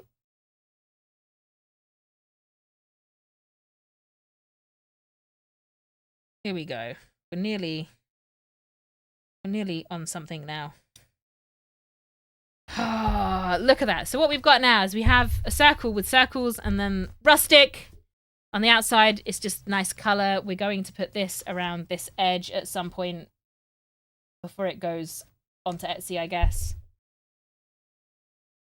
We're going to thread it. So in my head, I think this is going to look good, right? I could be wrong. I wanted to use 2 different types of ribbon in there just because I like the idea of these contrasting colors. Now, someone else might hate that as an idea because who the fuck wants 5 million different ribbons? I like things that are pretty, so we're having ribbons. Also, I might end up setting the house on fire because I am going to have to singe the edges of these at some point. So shiny. Yes, satin ribbons. Satin ribbon. Satin ribbon, anyone? And then we are just going to try and shove that. So usually, when I would do this, hey, what we're going to do now is, so I just made that channel on my circle. And that's why we have our 2 little eyelets that I nearly smashed my thumb to make. They've left like a little gap in between. Usually I would use a safety pin. I also wouldn't have used eyelets, in all honesty. I would have made like a buttonhole type thing, but my buttonhole foot was one of the sewing machine feet that got crushed under my chair a few days ago. So I've made do with eyelets. To be fair, the eyelets look kind of nice. I don't hate them. But I'd usually use a safety pin. I don't have a safety pin small enough to go through the eyelets. So we're going to use a needle and hope that I don't stab it through the fabric. And we're just going to. We're using a thick one specifically so I don't do what I just did there. And then we're just going to thread it through. And it will take a second. Really sad if this doesn't work out after everything. Can you please go through the hole? No. Is that too thick? You will fit through that hole, and I know you will, so don't be an asshole. Don't you fuck with me right now. Maybe I will have to get a safety pin. Maybe I've got a small one somewhere. I hate trying to do this with clothes. Basically it's like when you rethread like the pulley ties on a hoodie.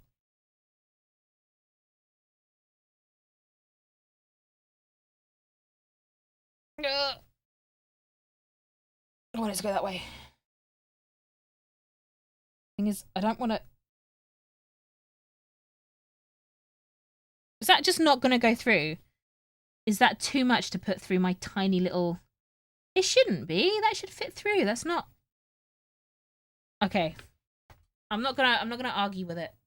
We're not arguing, you and me. I'm just gonna see if I've got any safety pins that are smaller somewhere. Okay. Another box of goodies. This one has. Oh look. Ah! Why? It's another one that's got a needle in it.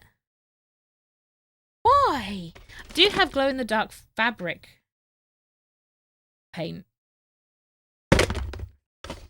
Oh, the rotary cutter. I mentioned a rotary cutter that's dangerous as fuck. This is it. It's got a little cover on it, and then when you want to use it, you like pull it down, and then you like. Thing is, I am scared I'm going to lose my fingers on it, so it lives in there and it never gets used. Safety pins. Do we have a tiny safety pin? I don't think we do. I have all of the things. Do you remember the other day I was looking for needles? Oh, what? I've got needles specifically for metallic thread. Maybe I could have done the metallic. Stop. Too late now. Stop that. What's in my box of goodies? Oh, I got poppers. Oh, I've got loads of fun. Oh, I found some more Taylor's chalk. Sorry, just getting distracted. What I wanted was a tiny safety pin. What's that?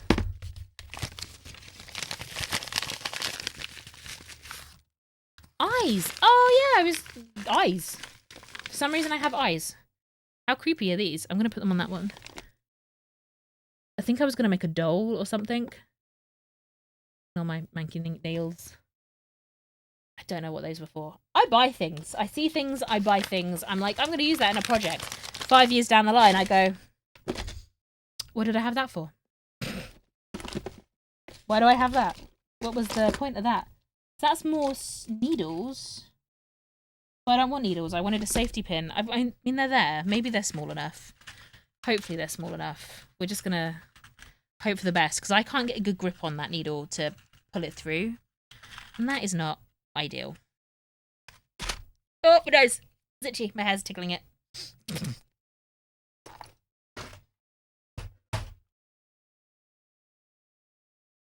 Okay. Let's try this again. Ow. Stabbed myself with the big needle. So this way, instead, we're going to do this like so. Oh. Go through the hole, please. There we go. Will you fit? I don't know. I don't feel comfortable. Like, I don't think it might work. Fuck it. Risk it. Part of it goes through.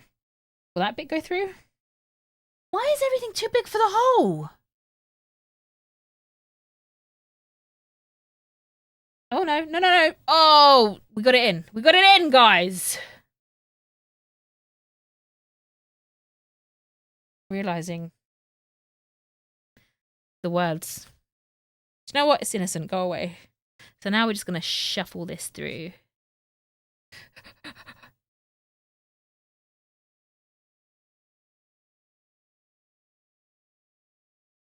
That's got to do with my... What's that got to do with my knob? My knob. Things you just don't hear in films anymore.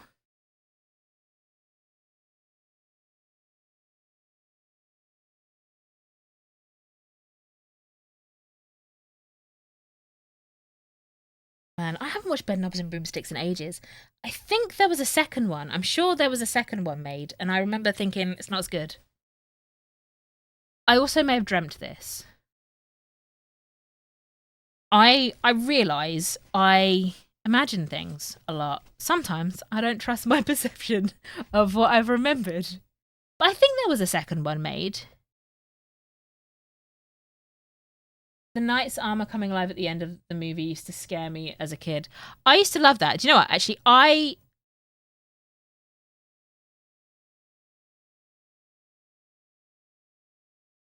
I'm having a moment with the thread there. Sorry. I saw something that looked like it shouldn't be there. It's fine. It should be. We're good. Panic, guys. I panicked. I liked Bedknobs and Broomsticks, but like I wouldn't say it was my favorite.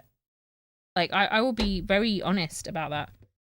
I used to be quite bored by the time it'd get to the nights, and it was probably because it just didn't have the songs that I wanted. Like I'd rather watch Mary Poppins, but also I had a massive great big crush on Dick Van Dyke, who, you know, as a child I didn't realize this, you know, young man isn't actually a young man, is an old man when I was a child.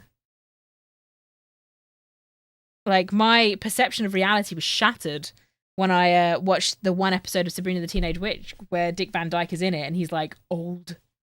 Saying that, Dick Van Dyke's still knocking around today. He's, like, 90-something, isn't he? He's, like, nearly 100. But, yeah. Who's the other one? Gene Kelly. I used to really fancy Gene Kelly. I love, like... I wouldn't say Mary Poppins was an old film when I was, you know, watching it. It is a classic. But like old movie musicals, I adore them. So anything with Gene Kelly in, American in Paris, Singing in the Rain, which is a classic. He's done others, and I'm being dumb and not quite remembering them. But Fred Astaire as well, the stuff that Fred Astaire was in, anything with dancing and music in it. Marilyn Monroe. I was very anti Marilyn Monroe when I was younger, and this I think comes from that desire to rebel. Because I was told that you had to like her. It's like, it's Marilyn Monroe. Everyone loves Marilyn Monroe. We've all got her on our bedroom walls. Like, it's artistic. It's nouveau. And I'd be like, fuck that shit. Now I appreciate Marilyn Monroe for actually a fantastic performer. But then there was like Annie Get Your Gun. I loved Annie Get Your Gun. A Western musical. Or a musical about a woman who shoots shit.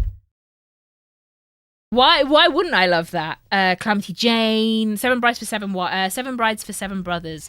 problematic film. Everyone hates it. Everyone's like, it needs to be cancelled. I love it. I don't care. I know it's about a bunch of blokes that kidnap some women and then they end up marrying them, but it's also fantastic and it has great songs. One movie I had never seen until maybe the last couple of years, because a friend of mine absolutely loves it, is The Sound of Music. Fantastic movie. The Sound of Music, I watch it every year. Every year, either at Christmas or New Year's, because it's on TV. And it's usually when I'm like with family. So I say every year. I didn't watch it last year because I stayed in bed all Christmas. And it makes me cry every year. But Sound of Music I loved. I remember reenacting a scene from it as a kid and like forcing the whole family with my cousin to watch it. Imagine my poor family. Christmas 1996. You shall watch Jessica force her cousin to perform every part of the song from The Sound of Music.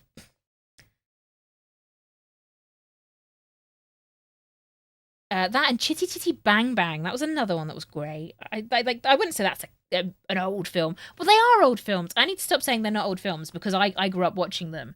But they were old. But Chitty Chitty Bang Bang is another one I've loved. Really love. Oh, I thought I was about to undo the thingy there. Although I probably got in a bit of trouble as a kid with Chitty Chitty Bang Bang because I can't remember where it came from. It might be my mum or it might be my dad. They'd start singing it, but it'd be like pretty shitty Bang Bang, thinking they're funny, and then I obviously repeated it.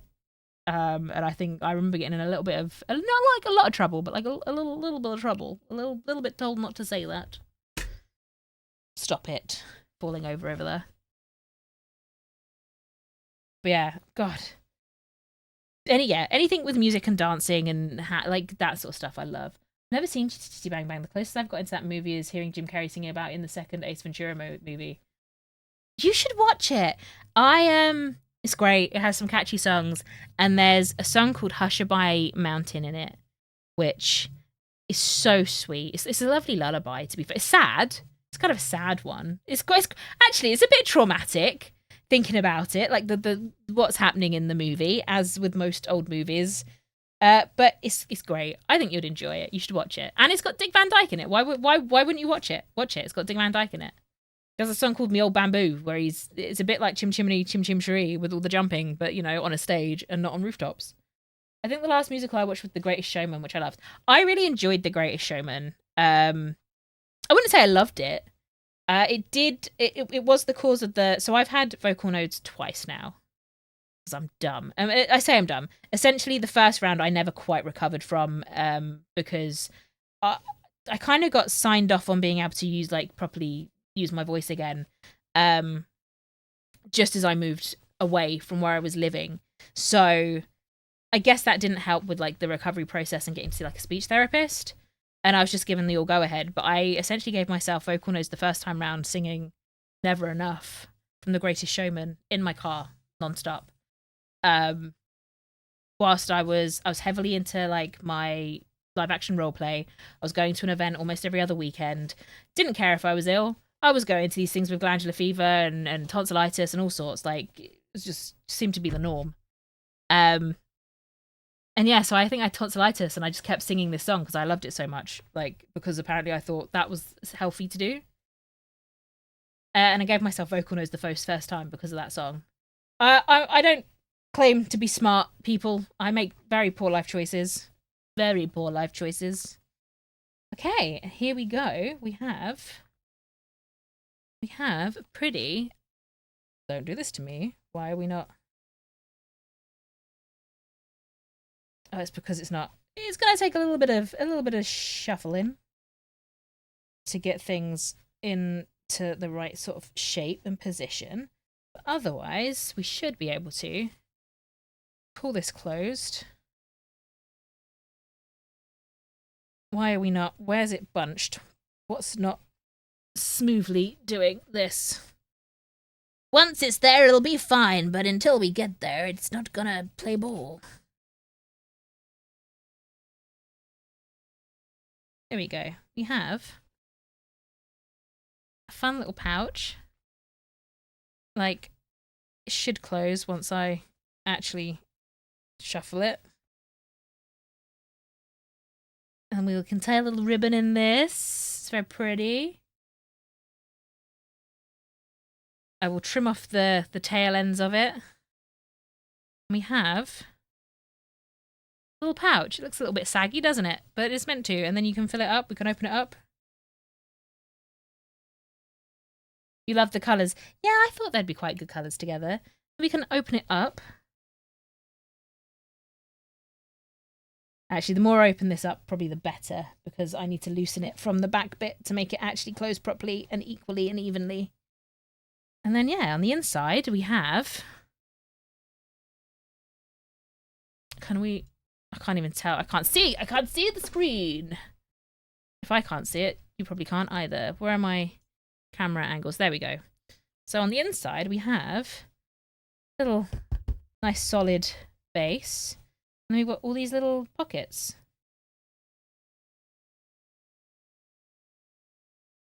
That we can put some things in. Now, originally I saw this like sort of design, someone was like advertising it as like a dice bag. You can get the PDFs and stuff online. I decided, fuck that, I'll make my own draft of it. But yeah, we've got a little thing. But it doesn't have to just be for dice bags. Like I did this yesterday with another one. It could be a sewing bag. You can put sewing things in it. Little haberdashery bag. Be a makeup bag. It can be a jewelry bag. It's literally just a fancy little pouch with pockets.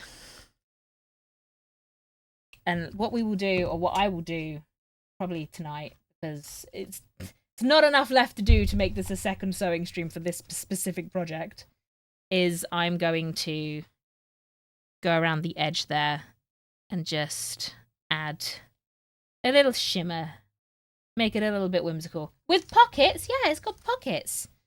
So you can put all your dice there if you want dice. And one of the reasons I put like that there is because once it's full up, the things in the pouches, like when you've got all your dice in there, it does give it a little bit more like structure. And now you can roll the dice on it. Let me see if I've got some dice somewhere. I do have some dice. Ooh, I'm also falling over. That's not good. So I got a little dice bag. Let's do it with the dice. This is what it was intended for.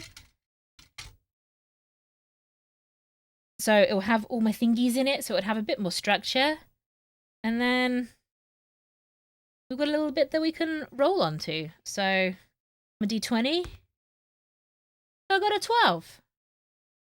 And that way you don't lose all your dice, because if you're like me and you are aggressively competitive and you like to yeet things across tables, it's a nice way not to do it. Like, that one went into there. But, you know, I think it's a great little concept. Cute, right? Maybe if I ever treat myself to an embroidery machine, we'll start replacing the little leather thing with like an embroidered thing.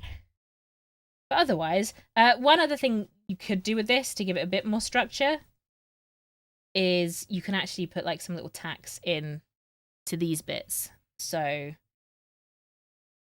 just sew it. I'm going to pin it. But you can just sew them together and it holds the pockets out a bit more for you. Oh, can't even see what I'm doing there. There we go. So you can just sort of sew it and then it holds the pockets out so you know that they're there. And there we have it. We have a little dice bag. And the next one of these I make will probably be the one for Minnie. With different fabrics and different styles and stuff. There will be, so like I said, this needs to be finished. I will finish it and I will put it on Etsy and I will put my Etsy link in my Discord. However, I'm pretty sure it's just made by MoogieCookies. It used to be Costume Goblins. I'm pretty sure it's just made by MoogieCookies now. And yeah, and then when we're done, we just whoop. There you go. Close it up. Nice and easy. And then, you know, just carry it. I might put a handle on it. Do you think I should put like a little handle on it? So like, no, I don't think so. I think you can just hold it by your bits there. Something you can just throw into your bag. Wowzers. Yeah, see, you didn't think that was going to happen, did you? Like, you didn't think that was going to be what was made in the end. with all of the circles. It's a really simple one. Like I say, the next bag I make will probably be the one for Minnie. The next one, like this style I make, will probably be for Minnie because I know she's asked for one in this style, like the circular with the pockets. But I might make a different, like a few other little pouches. I haven't made pouches in ages, and I used to really enjoy that. Pouches and capes are two of my favorite things to make, like big hooded cow type capes. But I have no need for a cow, and I don't think anyone else has any real need for one either. So we're gonna just have a fun little pouch. Looks like a little sack. But that is me now, very hyper aware of the time, and I need to go. So, oh god, I also need to tidy up at some point, don't I? Tomorrow we'll tidy up tomorrow. Make sure I've not got all the random things that I keep knocking. Who is? I was just wondering if there's anywhere we can head over to as a tiny little raid. Yeah, there is. Oh.